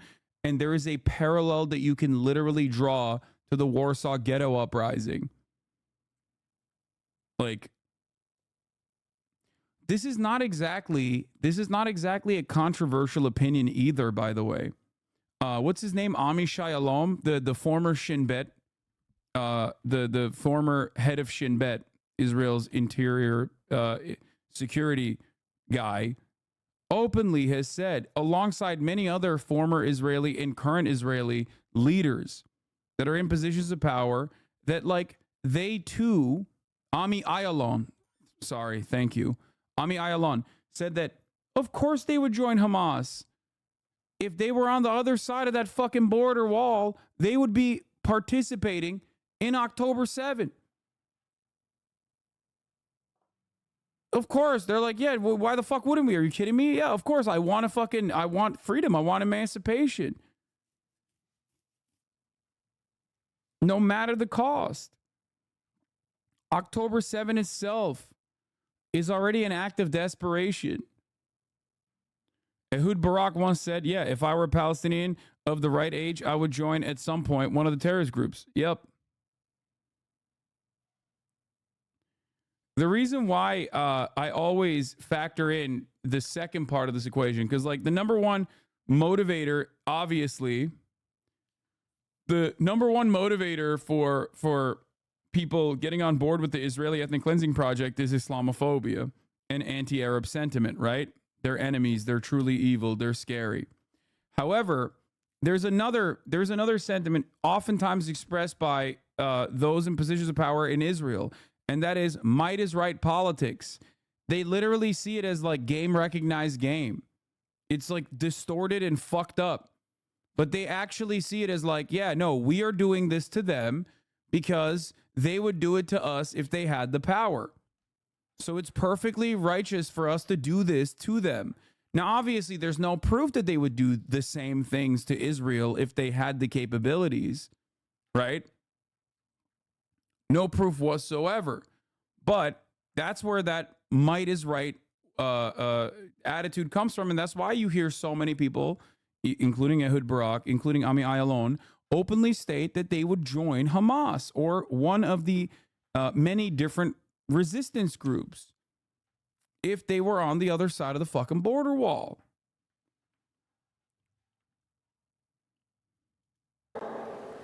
Carrying wounds, bullets and shrapnel from the memory of that terrible day they endured.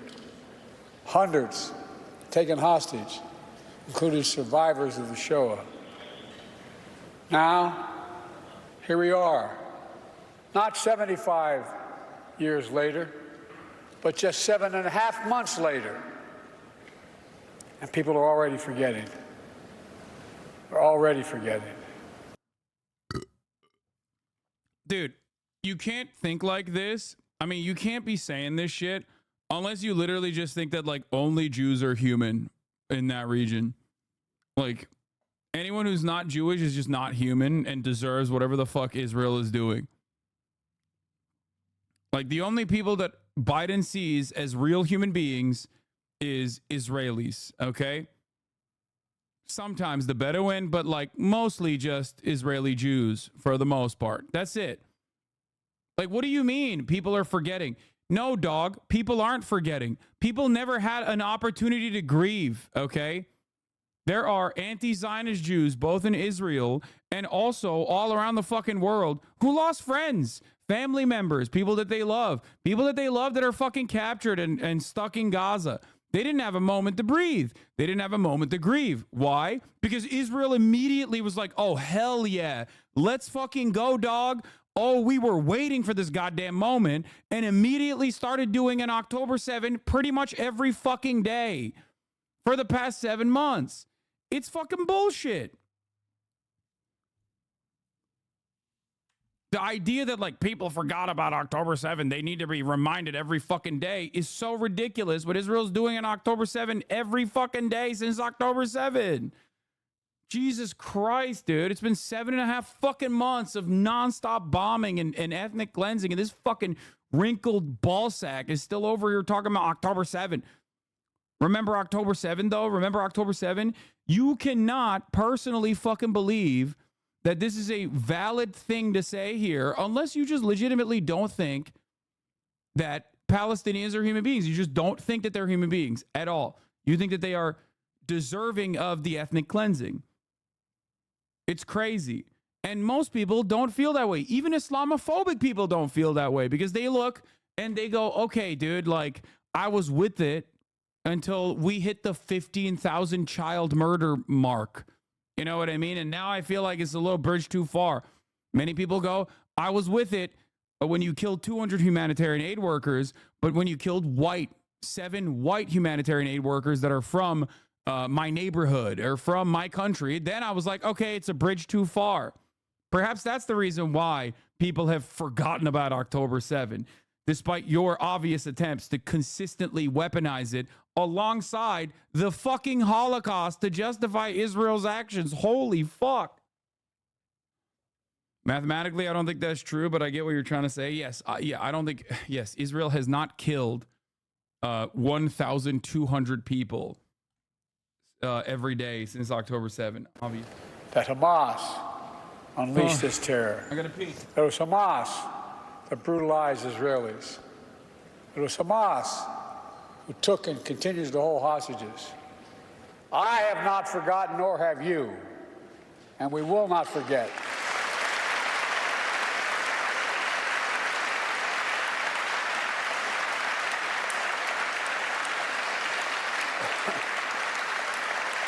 And as Jews around the world still cope with the atrocities and trauma of that day and its aftermath, we've seen a ferocious surge of anti-Semitism in America and around the world.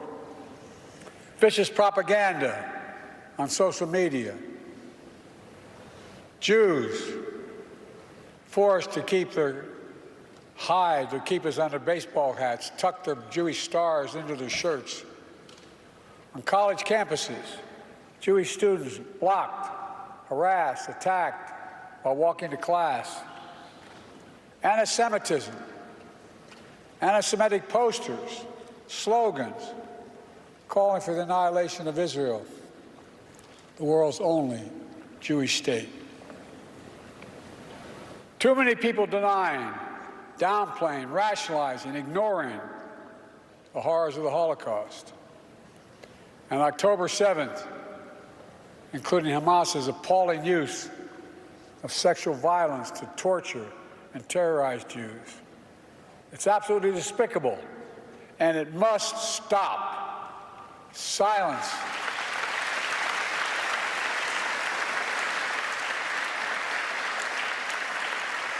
Silence and denial can hide much, but it can erase nothing. Some injustices are so heinous, so horrific, so grievous, they cannot be buried, no matter how hard people try. In my view, a major lesson of the Holocaust is, as mentioned earlier, was not inevitable. We know hate never goes away, it only hides. And given a little oxygen, it comes out from under the rocks. We also know what stops hate. One thing, all of us. The late Rabbi Jonathan Sachs described anti-Semitism as a virus that has survived and mutated over time. Together, we cannot continue to let that happen. We have to remember our basic principles as a nation. We have an obligation. We have an obligation to learn the lessons of history so we don't surrender our future to the horrors of the past. We must give hate no safe harbor against anyone. Anyone. From the very founding, our very founding, Jewish Americans, who represent only about 2% of the U.S. population, have helped lead the cause of freedom for everyone in our nation. From that experience, we know scapegoating and demonizing any minority is a threat to every minority and the very foundation of our democracy. So in moments like this, we have to put these principles that we're talking about into action. I understand people have strong beliefs and deep convictions about the world. In America, we respect and protect the fundamental right to free speech, to debate and disagree, to protest peacefully and make our voices heard. I understand that's America. But there is no place on any campus in America, any place in America, for anti-Semitism or hate speech or threats of violence of any kind. That's awesome. Yeah, you can protest. It's just not against Israel. Okay, you understand? We've decided arbitrarily that saying Israel's doing a genocide is anti-Semitic. We've decided arbitrarily in the most anti-Semitic way possible that, like, Israel represents the international Jewry and its opinion across the board and its best interests across the board. We've decided arbitrarily that all Jews defend Israel unconditionally across the board, and therefore any criticism of Israel is actually akin to criticizing Jewish people. Not even criticizing Jewish people, but instead actually just saying anti-Semitic shit. You said Israel isn't doing it on October 7th every day, but I ran the numbers based on Israel and Gaza's populations. 40K killed in the last 213 days. Israel is doing 78% of an October 7 every day per capita. Jesus. Yeah. Turning the whole dual loyalty trope on his head, fucking libs, man. It's ironic because he's more fucking loyal to Israel than American Jews are. There's a shit ton of American Jews that are getting arrested by this fucking asshole right now. That's the funniest part. Well, I guess not that funny. But it is hilarious in a very dark way that, like, he has a higher level of loyalty to Israel than almost every single Jewish person under the age of 35, okay? Like, 100%. It's insane. He's literally over here advocating to fucking arrest young Jews. Having a fucking dude... Having a Catholic dipshit that's 800 fucking years old talk about the Holocaust on these conditions and on these terms, while simultaneously demanding that, like, young Jews on college campuses that dared defy American interests in the region and speak out against Israel be arrested violently is insane. You got Holocaust survivors that fucking protest this shit. That's right, Jack. If you don't vote for me, you're not black. And if you don't love Israel, then you're not a Jew. I'm the real black guy here, all right? And just like I'm the real Jew, Joe Biden. Damn, Time Without an OEO got clapped. To be honest, I don't know how you can deprogram Israelis. I can't help but think there's a long conversation I had with my centrist dad years ago. For 2 hours or so, I explained to him down to the minutiae, the ethnic cleansing and apartheid in the West Bank. At the end, he just said, okay, sure. But then maybe they shouldn't be there, ? Endless layers of mythology let you avoid questioning Zionism, but beneath it all, it's still there nonetheless. Listen, fat. I don't know why I can't untime you out. Oh, never mind. You are untimed out. Okay. Biden said never again means I'll buy the next round. Yeah. Do you think Bernie was the closest possibility to at least a decent president? I mean, it doesn't matter. This is... I don't think that there is like a actual way to remove American interest in American imperialism. Like there's just, I don't know. The least you can do is try to do your very best and just hope it inevitably succumbs under its own weight of its own contradictions. There's like, I don't think there's a singular force that can like single-handedly destroy American empire.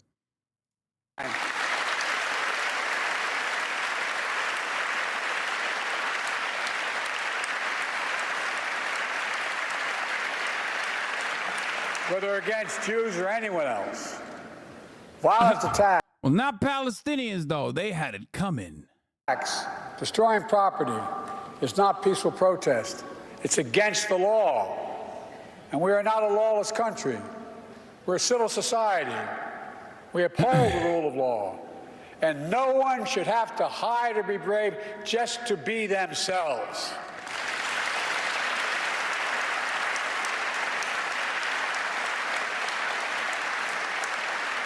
To the Jewish community, I want you to know, I see your fear, your hurt, and your pain.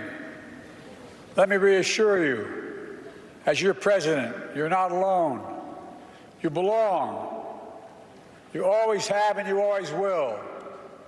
And my commitment to the safety of the Jewish people, the security... I mean, you literally said a couple months ago that if Israel didn't exist, no Jew would be safe around the world. As the president of a country that has historically defended Jewish people, well, sometimes did some really fucked up shit to Jewish people as well, especially like telling a bunch of Jewish refugees to fuck off and send their asses back to the Holocaust, you know. But at least now, a country where almost as many Jews as Israel live in, you are the president of said nation, the largest Jewish diaspora, the largest Jewish nation, okay? The nation with the highest population of Jewish people in it, and you're over here being like, yeah, they are not safe. I can't keep them safe. I can't keep you safe. I'll try my best, but I can't do it. Only Israel. Just such an insane fucking thing to say. Of Israel and its right to exist as an independent Jewish state is ironclad, even when we disagree.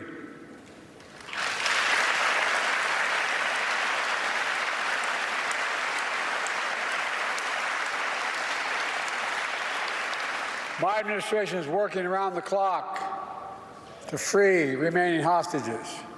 Second thought is a one. Just so we have freed hostages already. Wait, really? Are you?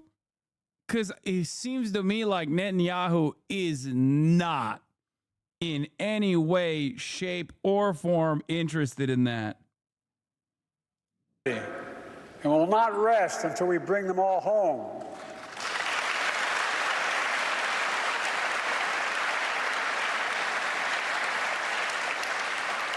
My administration, with our second gentleman's leadership, has launched our nation's first national strategy to counter anti-Semitism that's mobilizing the full force of the federal government to protect Jewish communities. But we know this is not the work of government alone or Jews alone. That's why I'm calling on all Americans to stand united against anti-Semitism and hate in all its forms. My dear friend, and he became a friend, the late Elie Wiesel said, quote, "One person of integrity can make a difference." We have to remember that, now more than ever. Here in Emancipation Hall, the U.S. Capitol, among the towering statues of history, is a bronze bust of Raoul Wallenberg. Born in Sweden as a Lutheran, he was a businessman and a diplomat. While stationed in Hungary during World War II, he used diplomatic cover to hide and rescue about 100,000 Jews over a 6-month period. Among them was a 16-year-old Jewish boy who escaped a Nazi labor camp. After the war ended, that boy received a scholarship from the Hillel Foundation to study in America. He came to New York City penniless, but determined to turn his pain into purpose, along with his wife, also a Holocaust survivor. The Elie Wiesel, the Elie Wiesel mention here is important because Elie Wiesel does not give a shit about Palestinians, as far as I understand. Yeah. That's why the Elie Wiesel mention is like there's plenty of Holocaust survivors who are important, who are scholars, doctors, leaders that he could pick from that would not have had the same attitude. Üçte. Sadece şey ama Çin. Survivor. He became a renowned economist and foreign policy thinker, eventually making his way to this very Capitol on the staff of a first-term senator. That Jewish refugee was Tom Lantos, and that senator was me. Tom and his wife Annette and their family became dear friends to me and my family. Tom would go on to become the only Holocaust survivor ever elected to Congress. Take the example of the Nakba. For us, a clear conclusion of Zionism is ethno-nationalism. For Israelis, well, they were actually all economic immigrants from Egypt. No. Well, they were told to leave by Arab countries. No. Well, they left on their own. See how you avoid questioning Zionism? Even if you deprogram all of that, you'll usually just come out with an Israeli who acknowledges ethnic cleansing and thinks it's good. It's a struggle. Yeah, the Benny Morris conundrum. Having the full knowledge of like the Nakba and all of the actions that took place and then saying we had no other option and it was actually good. Yeah. You literally describe Benny Morris at that point, who still unironically says shit like, well, you know, the conniving nature of the Arab. Remember the Lex Fridman conversation between Norm Finkelstein, Bonarelli, and Benny Morris, where Benny Morris literally said that the UN official that was questioning Israel was a Syrian. Like, he thought that was a solid fucking counter.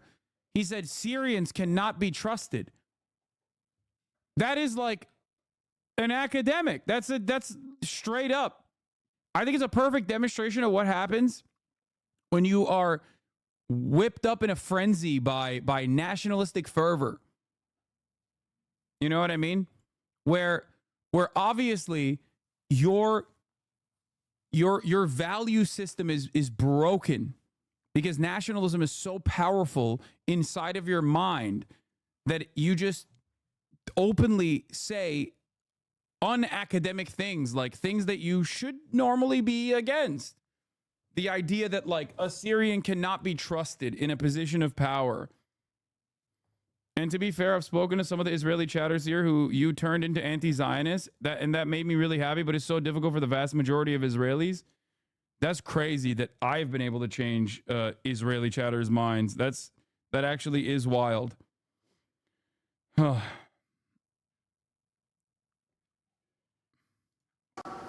where he became a leading voice on civil rights and human rights around the world. Bro, don't repeat that. They're gonna fucking come storm my house like the Al Jazeera facilities. You know what I mean? Like American Jewish chatters, I get. I can understand how I would be able to change their perspective, but you know, Israeli chatters, that's crazy. World. Tom never met Raoul, who was taken prisoner by the Soviets, never to be heard from again. But through Tom's efforts, Raoul's bust is here in the Capitol. He was also given honorary U.S. citizenship, only the second person ever after Winston Churchill. The Holocaust Museum here in Washington is located in the Raoul. Bro, I love that this chatter just said, I love that this other chatter, our Israeli chatter, just said, you've actually changed. I've spoken to a lot of Israeli Jews whose mind you've changed and convinced into anti-Zionism. And this guy went, stop giving airtime to these idiots and take action that could potentially make a difference. What's his attitude on this? Get your chat to share Macklemore Hins Hall music video. I'm begging you. Less talk, more action. Hey, Hassan, I know you're currently covering the at least hypocrisy in the American argument of tying the actions of Israel to the Holocaust, tying the actions of Israel to Judaism as a whole and how anti-Semitic that is, and doing that, right? I know that you're doing that currently, but you should instead share this Macklemore music video. He's not trolling. This is a 45-year-old man. Your heart is in the right place, but no, I think that sharing the Macklemore music video is not going to be as important as like covering this issue for the past 7.5 fucking months and tackling every avenue. Why he is not boycotting? I don't know what you're talking about. He's wholesome in a funny way. I know. I'm not yelling at them. A road in Raoul's name. The story of the. Why are you hating on the song so much? Because a lot of no need to try and attack me for saying something. No, I'm just laughing, man. I think it's cute that your heart is in the right place, as we acknowledged. It's just funny to think that like me addressing Joe Biden's like utilization, cynical weaponization of the Holocaust to defend Israel's current genocidal actions is less important than fucking sharing Macklemore's already viral pro-Palestinian song. And no, he's not cashing on some easy dollars. That's actually fucked up. He literally is donating all the proceedings of the song to UNRWA. So that's not true either. I think Macklemore is a good person. I think Macklemore is doing a good thing. I think that it's great that he made a song. I just think it's kind of cringe. That's it. He's just cringe. That's it. That's all it is. That's all my my gripe with this situation is. It's cringe. That's it. Like a lot of activist rap in that regard oftentimes becomes cringe. Kendrick Lamar actually is surprisingly not in that category, despite talking on intergenerational black trauma and many other issues that pertain to the black community and whatnot. Is it cringe because it's Macklemore, or is it just the song? A bit of both. Power of a single person to put aside our differences, to see our common humanity, to stand up to hate and its ancient story of resilience from immense pain, persecution, to find hope, purpose, and meaning in life. We try to live in. Come on, bro. You cannot compare Fortunate Son to Hind Hall. That's insane. Like, that is insane. Fortunate Son being an anti-war song, anti-Vietnam War song. Like, Fortunate Son's a fucking bop. It is a classic. It is a phenomenal work of art. It's not like, leftist Lin-Manuel Miranda. But like I said, it's good. It's good overall. I have no issues with it. It's wonderful. It's great. Fortunate's son sucks. I don't care. That's crazy. Okay. There's a lot of terrible takes flying in the chat. I don't want to come across like I'm antagonistic to Macklemore. I'm not. I think it's wonderful that he made a pro-Palestinian song. I really do. I think it's awesome. And plenty of people already love it. It's like popping off on TikTok. People are sharing it. People love it. People enjoy it. And it's great. I'm glad that they are. Let's continue. Share with one another. That story endures. Let me close with this. I know these days of remembrance fall on difficult times. We all do well to remember. These days also fall during the month we celebrate Jewish American heritage. A heritage that stretches from our earliest days to enrich every single part of American life today. Great American, great Jewish American, named Tom Lantos used the phrase, "The veneer of civilization is paper thin." We are its guardians, and we can never rest. My fellow Americans, we must be those guardians.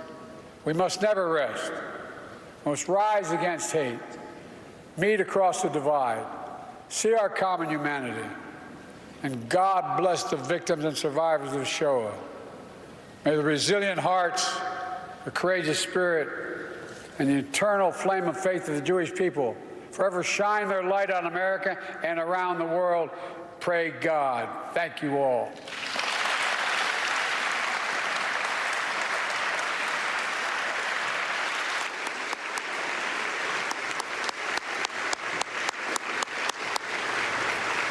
President Biden delivering a major speech on anti-Semitism, talking about the lessons of history that those. Yeah. Do you think Joe's foreign policy of Israel gives him what? Points or seals the deal for re-election? No, I think it actually hurts. I think this is a tide shift. This is a overall tide shift in American politics where we're just completely dropping anyone under the age of 35 and their prospects of ever voting. Like, we're just literally saying, yeah, listen, the boomers are still maintaining the majority of wealth in this country. They have the majority of power in this country. So we only care about what they have to say in terms of voting.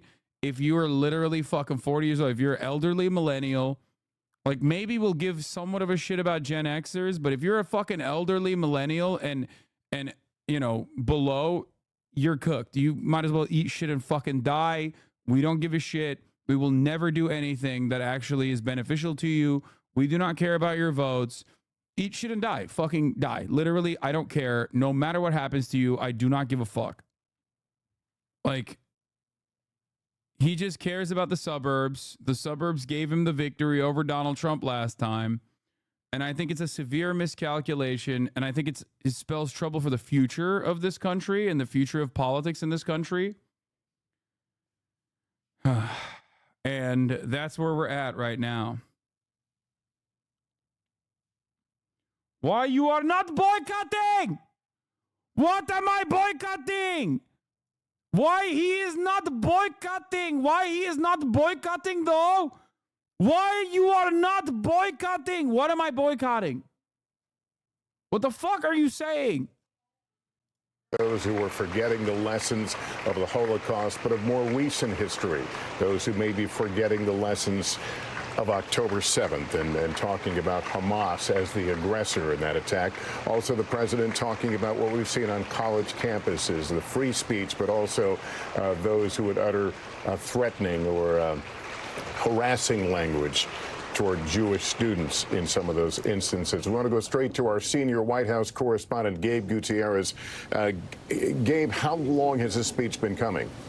Hi there, Lester. Well, what stuck out to me is what you mentioned, that the president really trying to draw the parallels here between the atrocities of the Holocaust and the horrors that unfolded. America has now zero soft power in the Middle East. That's not true at all.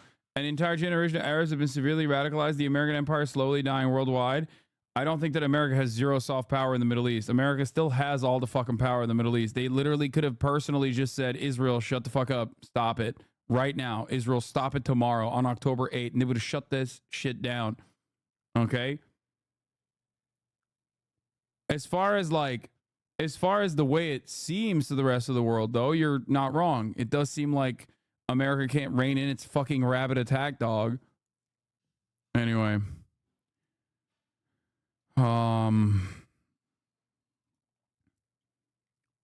Yeah, it was phenomenal stuff.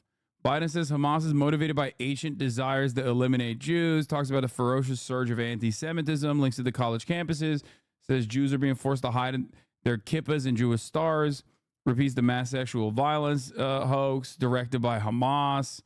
Biden claims the protests are anti-Semitic and using hate speech and violence, and says property destruction is not peaceful protest, even though fucking property destruction did not actually happen in the hands of the student protesters, but instead of those who came after.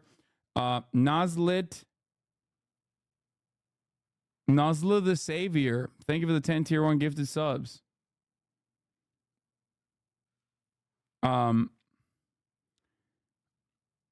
This being the president always fucks me up. How is the most immoral and incapable people leading the most powerful nation? Yeah, all morning Joe talking points. Surprising. It's not. Also, apparently, a Zionist driver tried to run down peaceful pro-Palestinian demonstration in Manhattan Street. Columbia University students picketed outside the trustee homes in protest of Columbia's complicity in genocide. 19th Precinct NYPD CO Neil W. Zuber immediately arrested and started screaming at one of the picketers who was next to the car. Kahane on the other... Wait, what? Kahane? Oh, my God. Wait. This is some JDL shit. This is Jewish Defense League. That's like, wait, what? Whoa, hold on. That's a fucking terrorist, dude. Yes, they are related. Oh my God. Brother, are you fucking serious? Update, attacker is Reuven Kahane. Kahan. He circled on foot multiple times before getting in his car and driving into them on purpose, per the witness. That if that last name sounds familiar, it's because Kahanism, a racist extremist supremacist ideology. Unclear if this Kahan is related. Bro. Political violence on our own soil for another country. Wow, good shit. To be fair, Mayor Kahan is an American psychopath, an American freak, and did terrorism on Israeli soil while on Palestinian soil. So, you know, apple doesn't fall too far from that fucking tree. That inbred fucking tree, piece of shit.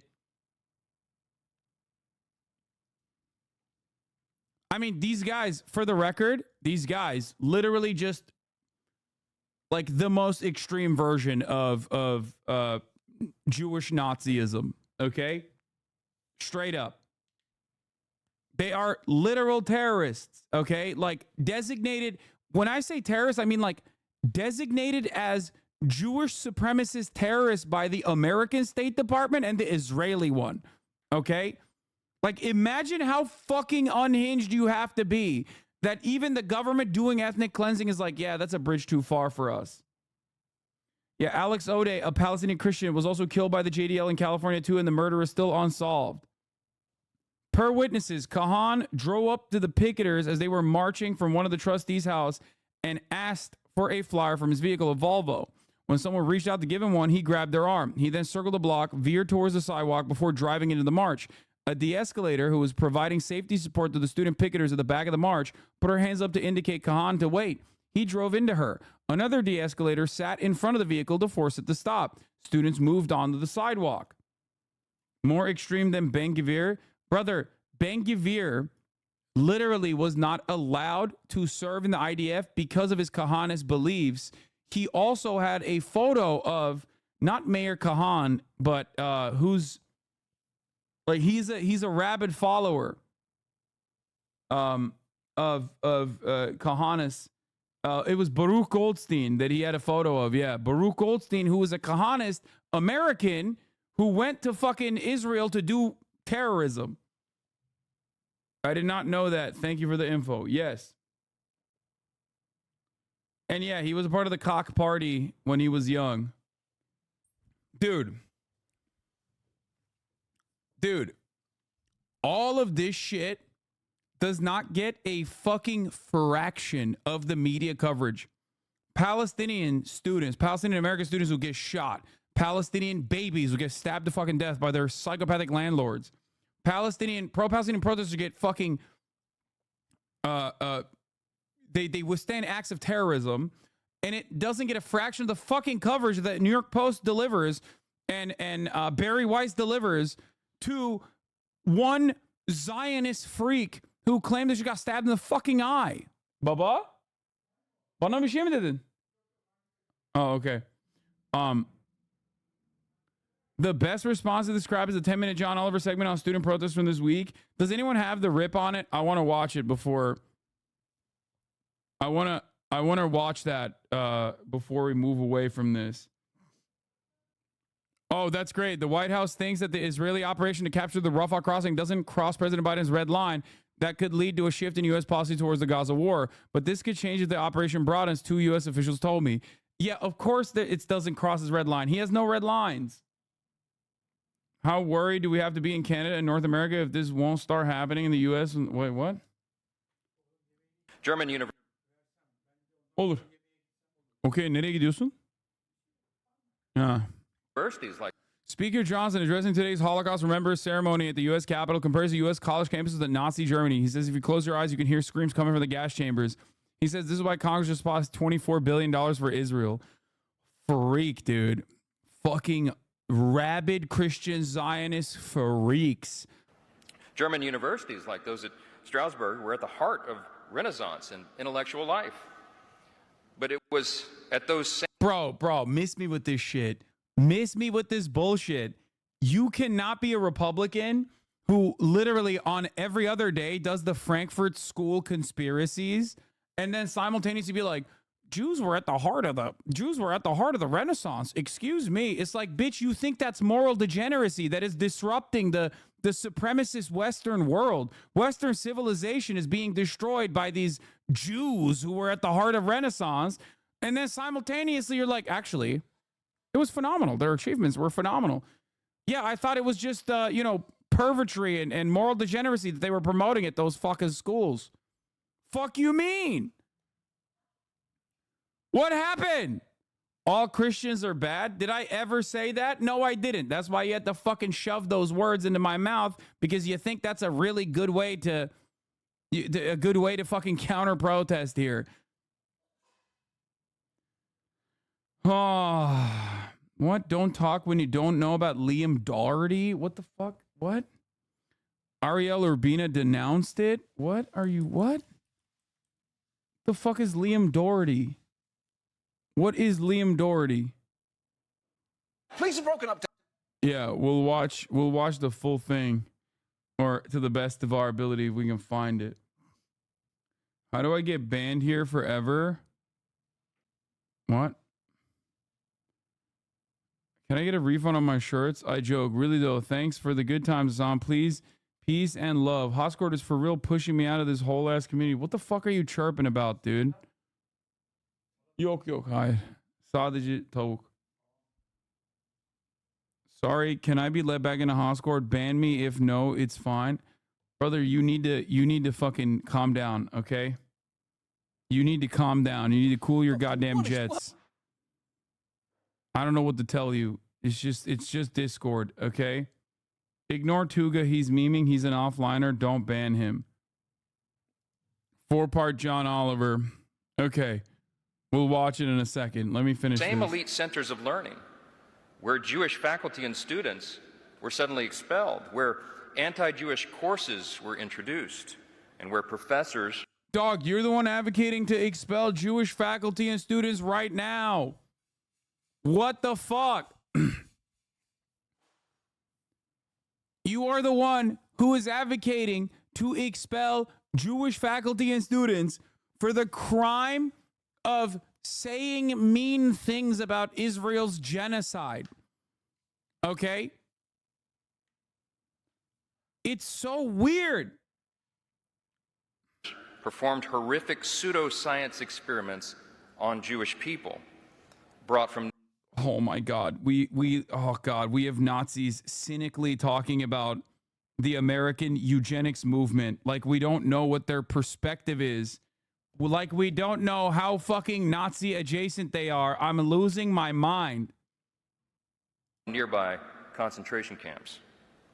We remember what happened then, and now today, we are witnessing American universities quickly becoming hostile. It's so crazy that as a modern Republican, you are like almost one-to-one identical to Hitlerian politics, with the exception of picking and choosing which Jews you think are good, okay?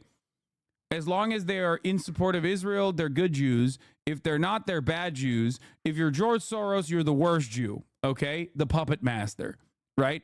Like controlling the media, doing all this stuff. That is at the heart of the Republican Party's politics, which is so wild because everything outside of that, everything outside of the Jewish question is literally verbatim one-to-one. Mass expulsion of trans people, criminalization of trans existence, criminalization, if they had their way, of bodily autonomy of women. Obviously, they already have made leeway on that front, like banning miscegenation, all of this shit. Hitler himself modeled a lot of the principles in Nazi Germany from Jim Crow era Southern fucking principles. He used the gas chambers method from the Bracero program. It's not like Hitler literally looked to America and was like, damn, y'all do some really sick shit. We should bring that here. Okay? The American eugenicist movement is at the forefront of the Nazi eugenics experiments. That's where they got that shit from. Oh. They keep doing... The Republican Party is pretty broad scope, dude. Do you think Democrats are somehow less pro-Israel? Do I fucking ever talk about the Democratic Party being pro-Palestinian? I don't, because they're not. They're just as fucking rabid, because Israel is not about defending Jews at all. Israel is simply about defending American foreign interest in the region. That is precisely why, just like with every other issue that comes down to finding bipartisan support, okay, American politicians always have bipartisan support for American foreign policy. That's it. I spent the last hour shitting on Genocide Joe. Hostile places for Jewish students and faculty. The very campuses which were once the envy of the international. It's always America bad with you, bro. It's actually crazy. No, it's actually crazy that you think this is an effective way to bait me at the top of the fucking hour, Corso 117. Literally a 46-month subscriber. You think that I am going to eat that bait from you at the top of the fucking hour nonetheless? Like, you think I'm not going to look at that and deflect and parry again? You must be crazy if you think that a 46-month subscriber is going to be like, it's always America bad. Bitch, you've been giving me money for 46 months specifically because I'm saying America bad. Of course. Yeah, look, but it's not crazier than the top of the hour break. That's bad bait, brother. Get better. I want you all to get better. I want you to get better bait. This is bad bait. Okay? The two-parters are so ass. Don't do it. I will try harder, King. Good. I did make you turn off your face cam once. Don't sleep. With a debate. Gogol is my name. Thank you for the 25 tier 1 gifted subs. Allowing 25 people to no longer see the ads at the top of the hour.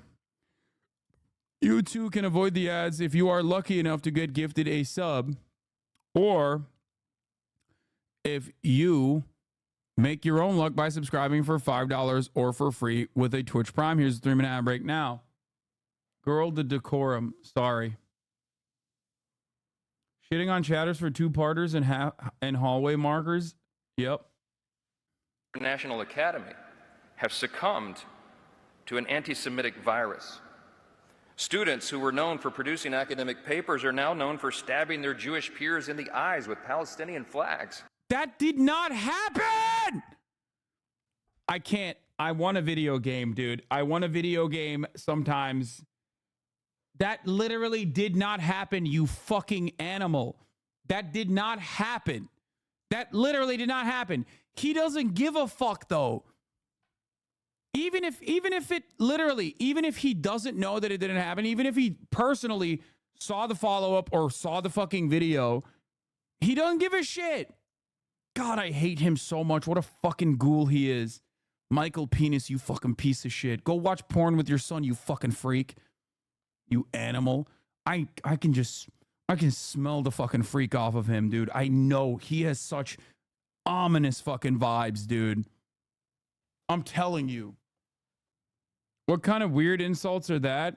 Perhaps if you hear me say something like very directed, you should investigate it further to understand the joke that I'm actually making, which is not a joke at all, but in fact a reference to the reality that Michael Johnson, okay, Mike Johnson, Mike Penis, and his son have a porn app on their phones, and they're basically like AA style porn buddies.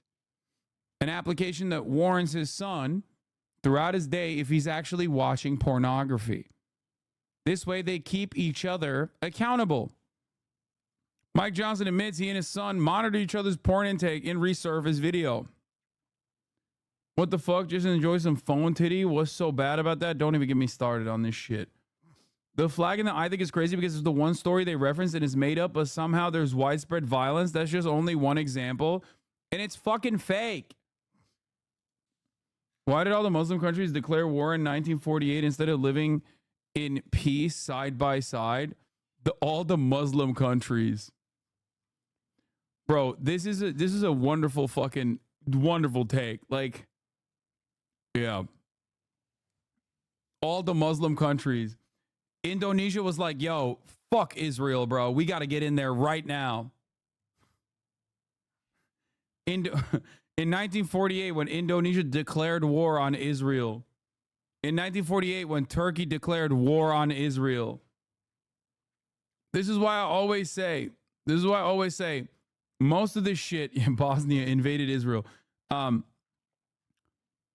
Just so much of this is just pure Islamophobia and anti-Arab hatred.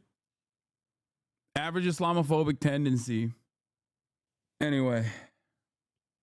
Are they making stuff up to try to regalvanize those who have come to realize the genocide and what's actually happening, or what I don't get so blatantly lying when the smallest amount of research can disprove what he's saying? It doesn't matter. The media narratives are so set. That's it. They're just going along with whatever the fuck the media is like churning up on a daily basis to continue along with the idea that Israel is small bean and defenders of Israel are also small bean, including the greatest defender of Israel, the United States of America. We are all small beans trying to do our very best. And with our survivors before us, if you close your eyes in the quietness of your own heart, you can almost hear the glass of Jewish storefronts shattered by stormtroopers. You could see fathers being executed at point blank in the ghettos. You can feel a brother's hand slipping out of his sister's as men in uniforms separate them into... Yeah, bro, bro, keep talking about like Jewish pogroms like this, and your son's porn app is going to start going ding, ding, ding, ding, ding. We've noticed that your dad, Michael Penis, is exhibiting extreme levels of horniness thinking about Jewish people dying. He's literally fucking closed his eyes doing a Wattpad on the Holocaust thinking about how sick it is, dude. I swear. I can tell you. I'm telling you right now. He's fantasizing about it. Freak, dude. The lines, and they can only mouth to one another, everything will be okay, hoping that it would be. You can hear screams coming from the gas chambers. And it's in these troubling times we must look to this audience, to the survivors of the Holocaust and their descendants, to help us remember and to bear witness. Several weeks ago, I am very proud to report to you that the United States Congress overwhelmingly passed security assistance to Israel to help protect its borders. That's right. And we kept our promise that we made decades ago. Never again.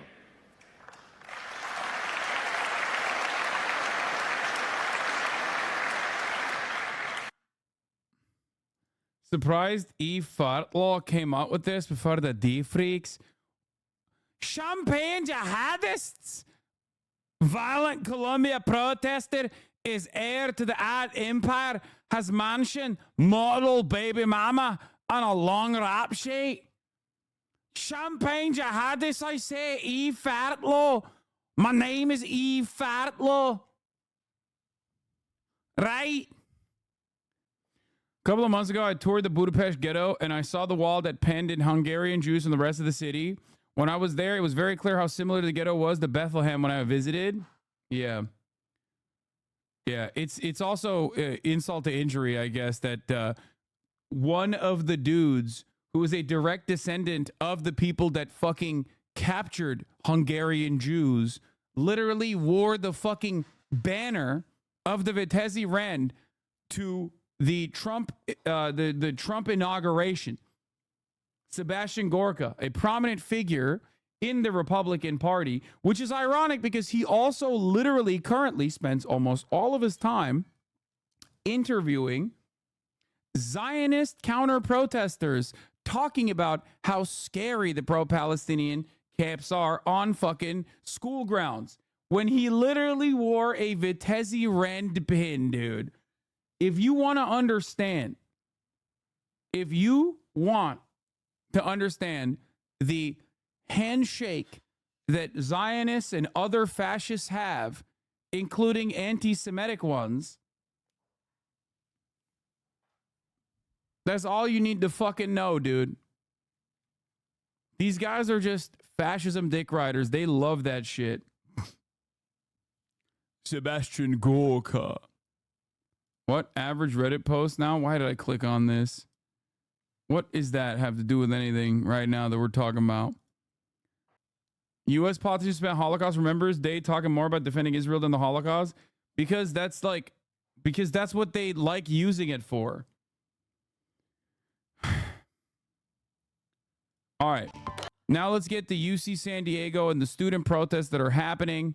And of course, we are going to start off with the student protests, and then we're going to move on to John Oliver's video, which apparently is very similar to the stuff that you hear from me. I have not reacted to the Macklemore song, and I will not react to it, is what I would say. If I wanted to trigger that chatter who keeps asking if I reacted to the Macklemore song, I did yesterday. We already literally have an AI version of it that that Austinox made where I'm singing it. We've done it all. Okay. But let's start off with the UCSD, University of California, San Diego protest that led to 64 arrests. Students clash with the police.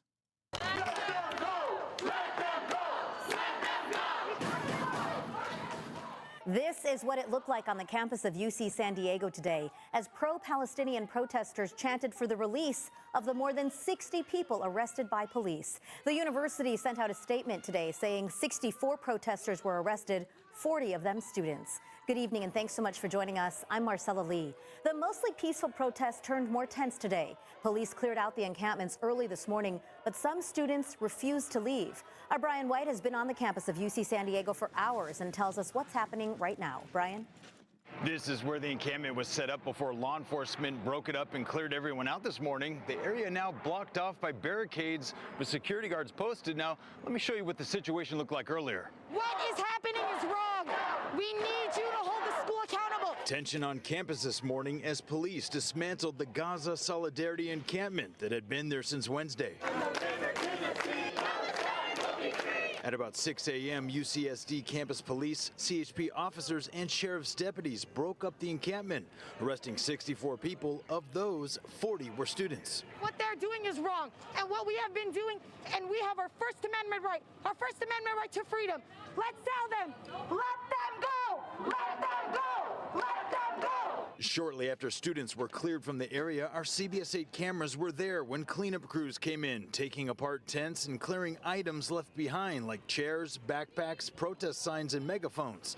The whole cleanup taking about 30 minutes.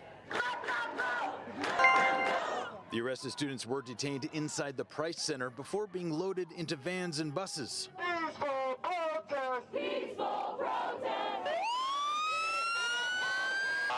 Protesters gathering and chanting in the road, preventing Sheriff's Department buses from pulling out and leaving campus. Sheriff's deputies eventually pushing the crowd back out of the roadway, making more arrests in the process. The buses finally... Yeah, we're going to talk about the Columbia students, hold on, that were fucking attacked by a terrorist. able to leave. Hassan, did you see the Sky News reporter on live saying the protesters were chanting anti-Semitic things, or the protesters were chanting, please go home? What? Yeah, this happened yesterday. It's so fun to see once peaceful places I sat and studied be turned into fascist holding rooms. Oh, yeah. As is the case with almost all of the college campuses, the students once again demonstrated messaging discipline. The students were actually very well organized. The students actually did not do anything that was even remotely anti-Semitic. And yet, which is, by the way, expected in these situations. Like, even if there was someone who says some anti-Semitic shit, like, that doesn't take away from the actual movement itself. You will always have agitators. You will always have opportunists that try to invade these spaces, right? And yet, it is shocking. It is shocking that these movements have been virtually, like, clean from any kind of marker like that.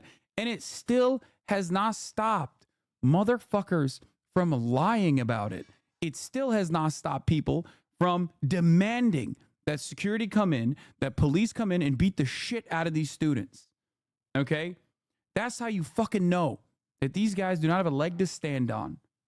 They pepper sprayed a Jewish community leader. Of course. Of course. Of course. UCSD told CBS 8 the arrested students have been or will be placed under immediate interim suspension. One bad apple argument only works with the police, though? I'm confused as to what you're trying to say. Are these not war criminals? You mean the cops? Be careful clicking these random ass links, by the way. In a statement, they said, quote, the decision to vacate the site was based on danger arising from a prolonged event in terms of health, fire, safety, and security, end quote. Right now, we need the UC system to have a dialogue with us. We need them to let our students go because these are our students. At UCSD, Brian White, CBS 8. Brian, thanks for a look at that. And as we mentioned, 64 protesters were arrested on campus. And just about 3 hours ago, the Muslim Leadership Council of San Diego, along with more than 100 protesters, gathered outside of the San Diego Central Jail, calling for the release of those arrested. The organization says students... Yeah, this chat is great. It's so funny that libs say we have to vote for Biden to save our country from fascism. I mean, you could just flip the channel over to show them this and say fascism's already here. Yeah. Anyway, the reason why the one bad apple argument is a silly one for cops and is not the same for students is because an organized student protest that is against genocide is ultimately a good thing. It's a good thing. It's expected. It's moral. It's right. Whereas policing as an institution is fundamentally broken. Okay? That's why I always say you can be a good person and maybe even be duped by like Hollywood propaganda into thinking that like police are actually there to save us and protect us, and then put the badge on. But from the moment that you put that badge on, all the way to the moment that you take the badge off, you are tasked with upholding unjustifiable laws. Laws that are simply there to oppress. What you are watching right here is a phenomenal demonstration of that, right? You could be a good person overall. You could probably have a student, you could have a child that is in college right now that is protesting such things. And yet, when you put the badge on, you're a fucking machine. You're a part of the machine, and your job is to brutalize people just like your children. And you can't say no, because your job is specifically to do that. Students were unfairly targeted by UC police and the Sheriff's Department. The director of the Islamic Center of San Diego said today he joined the protest to support students, and then he shared his own experience. They pulled up their guns, and this is not acceptable. They pulled up their guns in front of peaceful, unarmed, innocent students. And when I challenged them why they did so. When I asked them to put their guns away, they pepper sprayed me in my eyes and in my face. Right now, the protesters who were arrested this morning remain inside the central jail. There's also fake protesters trying to degrade the purpose of these peaceful protests. Not really. That's why I'm saying that, like, these guys are pretty fucking good at organizing, because I haven't seen much of that at all, and I expect it. I expect that. Like, in all of my years of covering student-led movements and movements in general like this, progressive movements, I'm shocked at how clean this has been. Genuinely. Because normally there always are bad faith people. There always are opportunists. Polls say otherwise. What do you mean? Like, plenty of Black Lives Matter protests grew to a size where it was impossible to control, obviously, right? And that didn't shake my confidence in the overarching message from these demonstrators and what they were trying to portray, what they were trying to show the world. Because I understand what this movement was about. And yet, especially on these college campuses, you rarely ever see opportunists, right? You rarely ever see them, because these students are so careful in who they let into the encampment. And it doesn't even matter, right? It doesn't even fucking matter, because when you can't find evidence, even though if you could find evidence, it would still be bullshit, by the way. That's what I'm trying to say, right? Oh, this guy said fuck pigs, like kill pigs or whatever at the BLM protest, so now I don't believe in BLM anymore. It's like, fuck you, you're an asshole, right? You were just looking for any out that you could grab onto. In this circumstance, they don't even have that. They can't even find that, and yet they're still lying about it. I've never seen it. I've never seen a movement this fucking airtight overall. It is shocking how clean this mass protest mobilization has been so far, and yet the media still lies about it. The media still lies about it and demands violent retaliation. The protest at UC San Diego is just one of many taking place around the country, all calling for their universities to divest from Israel. This is what it looked like at UCLA, where the university has just announced classes will be remote for the rest of the spring semester. At MIT in Boston, hundreds of community members have come out to rally. And at George Washington University in D.C., they are marking day 11 of protests there. Meanwhile, in New York City, Columbia University announced it is canceling its main spring graduation. The decision comes after weeks of protests there. Trump gonna sit Israel down, don't worry. No, the fuck he's not. If you think Trump is going to be in any way, shape, or form better than Biden on Israel, you are delusional. You have not been paying attention to what Trump did in his last 4 years that led to the current situation in Israel.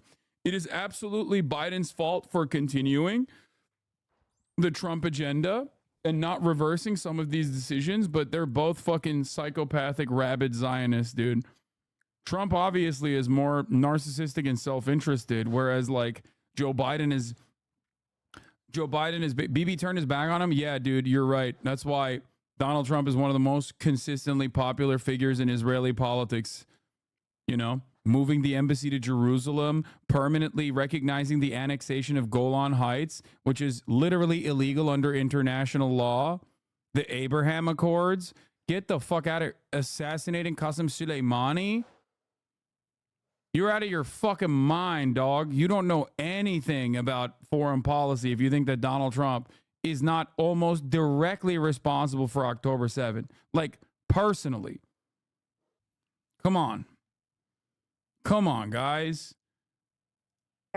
Instead, Columbia will hold school-level ceremonies over the next 2 weeks. The only difference is if Donald Trump was right now, the president, and October 7th happened, because it would have happened even under Trump's presidency, okay, he would be more rabid in his politics or more rabid in his way of communicating about how, like, we must defend Israel.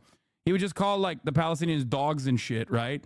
Because Joe Biden still will be like, Islamophobia is a problem, but we will overlook it. You know, he'll be like, oh, it's a big problem. Can't have that.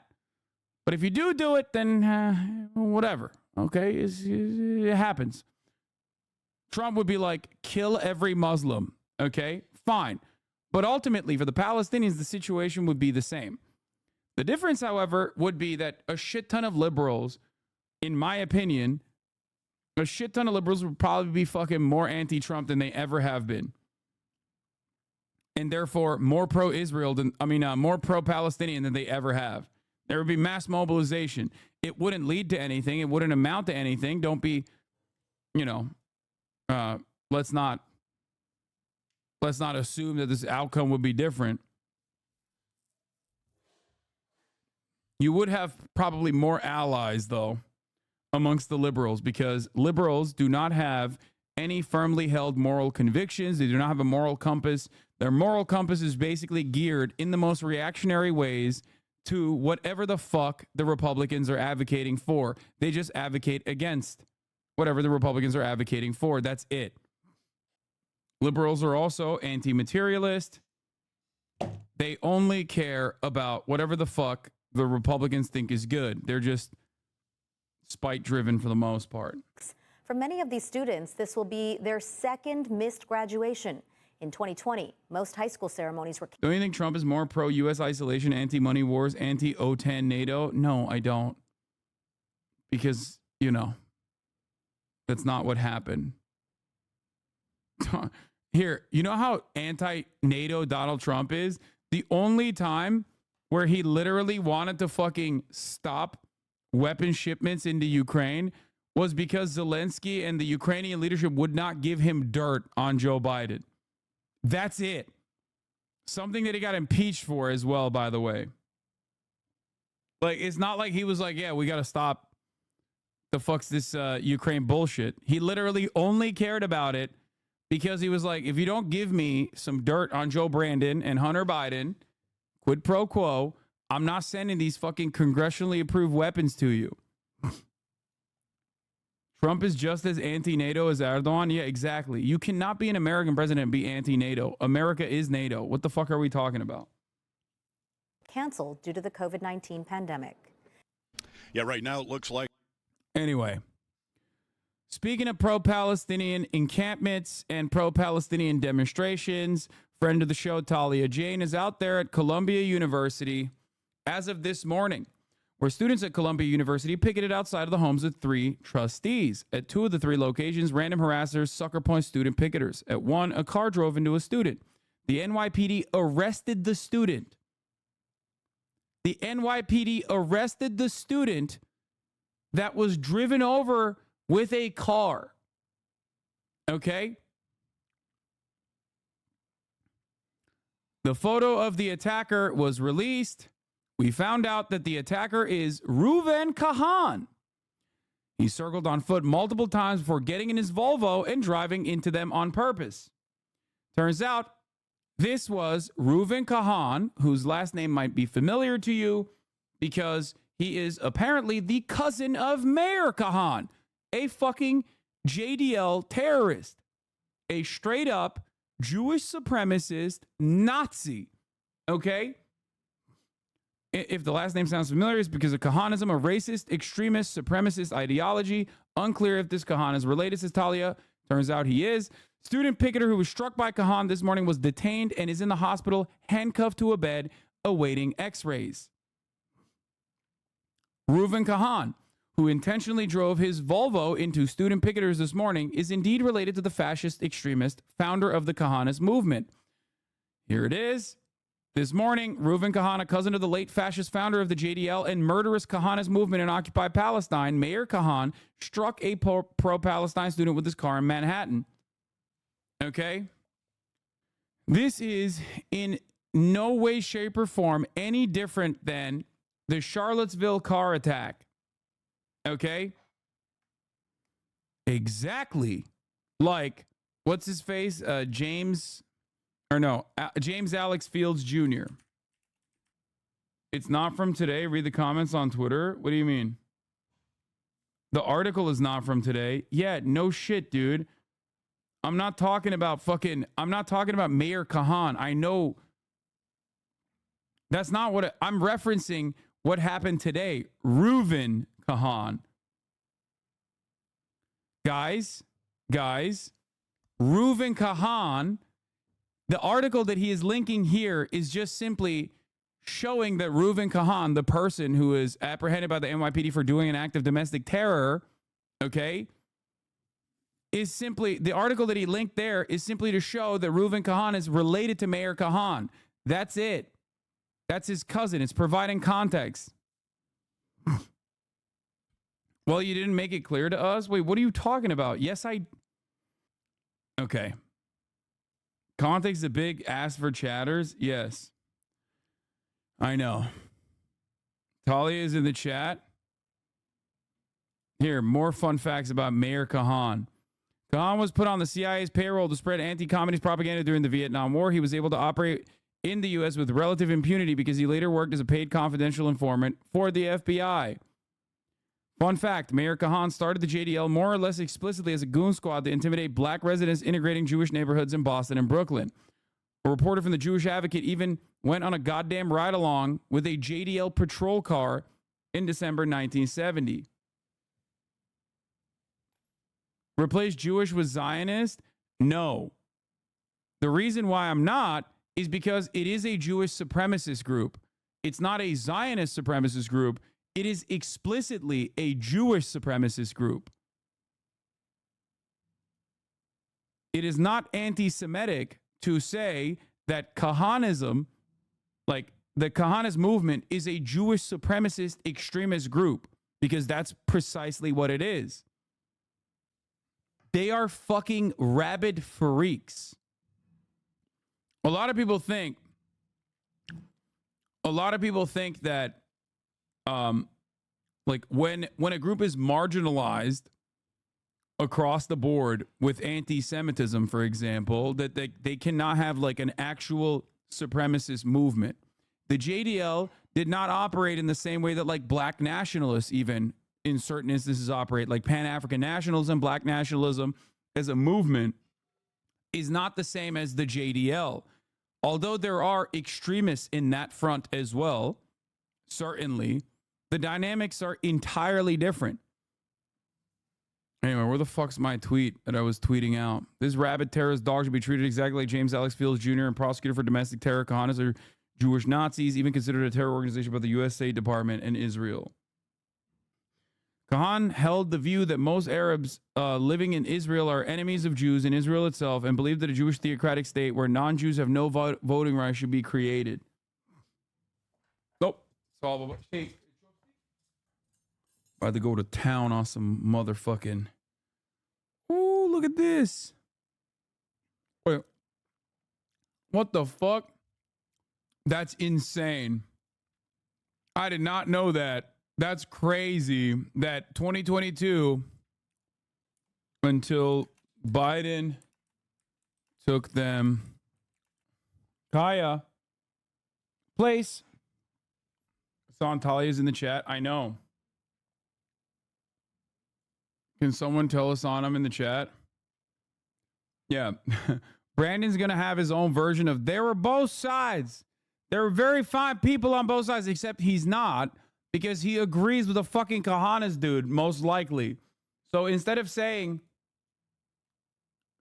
Google Jewish fascism, y'all, it's nuts. Y'all learning some dark history today. Yeah. He's not even gonna hit up both sides are very fine shit, like in the way that Trump did. He's just gonna be like, there's only one bad side here, and that's the pro-Palestinian student who stood in the way of this bold, beautiful, brave man with unique ideas related to another bold, beautiful man with also the same unique ideas. He stood in the way. This student stood in the way of the car. And of course, has to be properly dealt with by the organs of the state. Of course, the libtard had a Volvo. Brother, that dude is not a libtard, okay? No.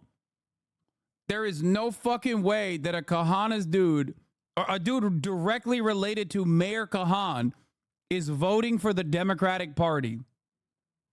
I mean, when I tell you these guys are like straight up rabid, sociopathic, fascist terrorists, I mean it.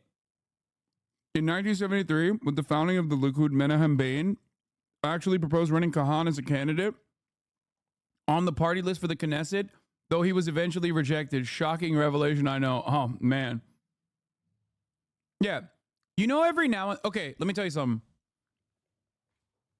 You know, every now and then where you'll see those like fucking weirdo anti-Semites will like post a video about like one of the most inbred dudes you've ever seen being like, that's right. And as Jews, we're the chosen sons of God, and we will enslave the whites, you know, we'll enslave the Goyim or whatever.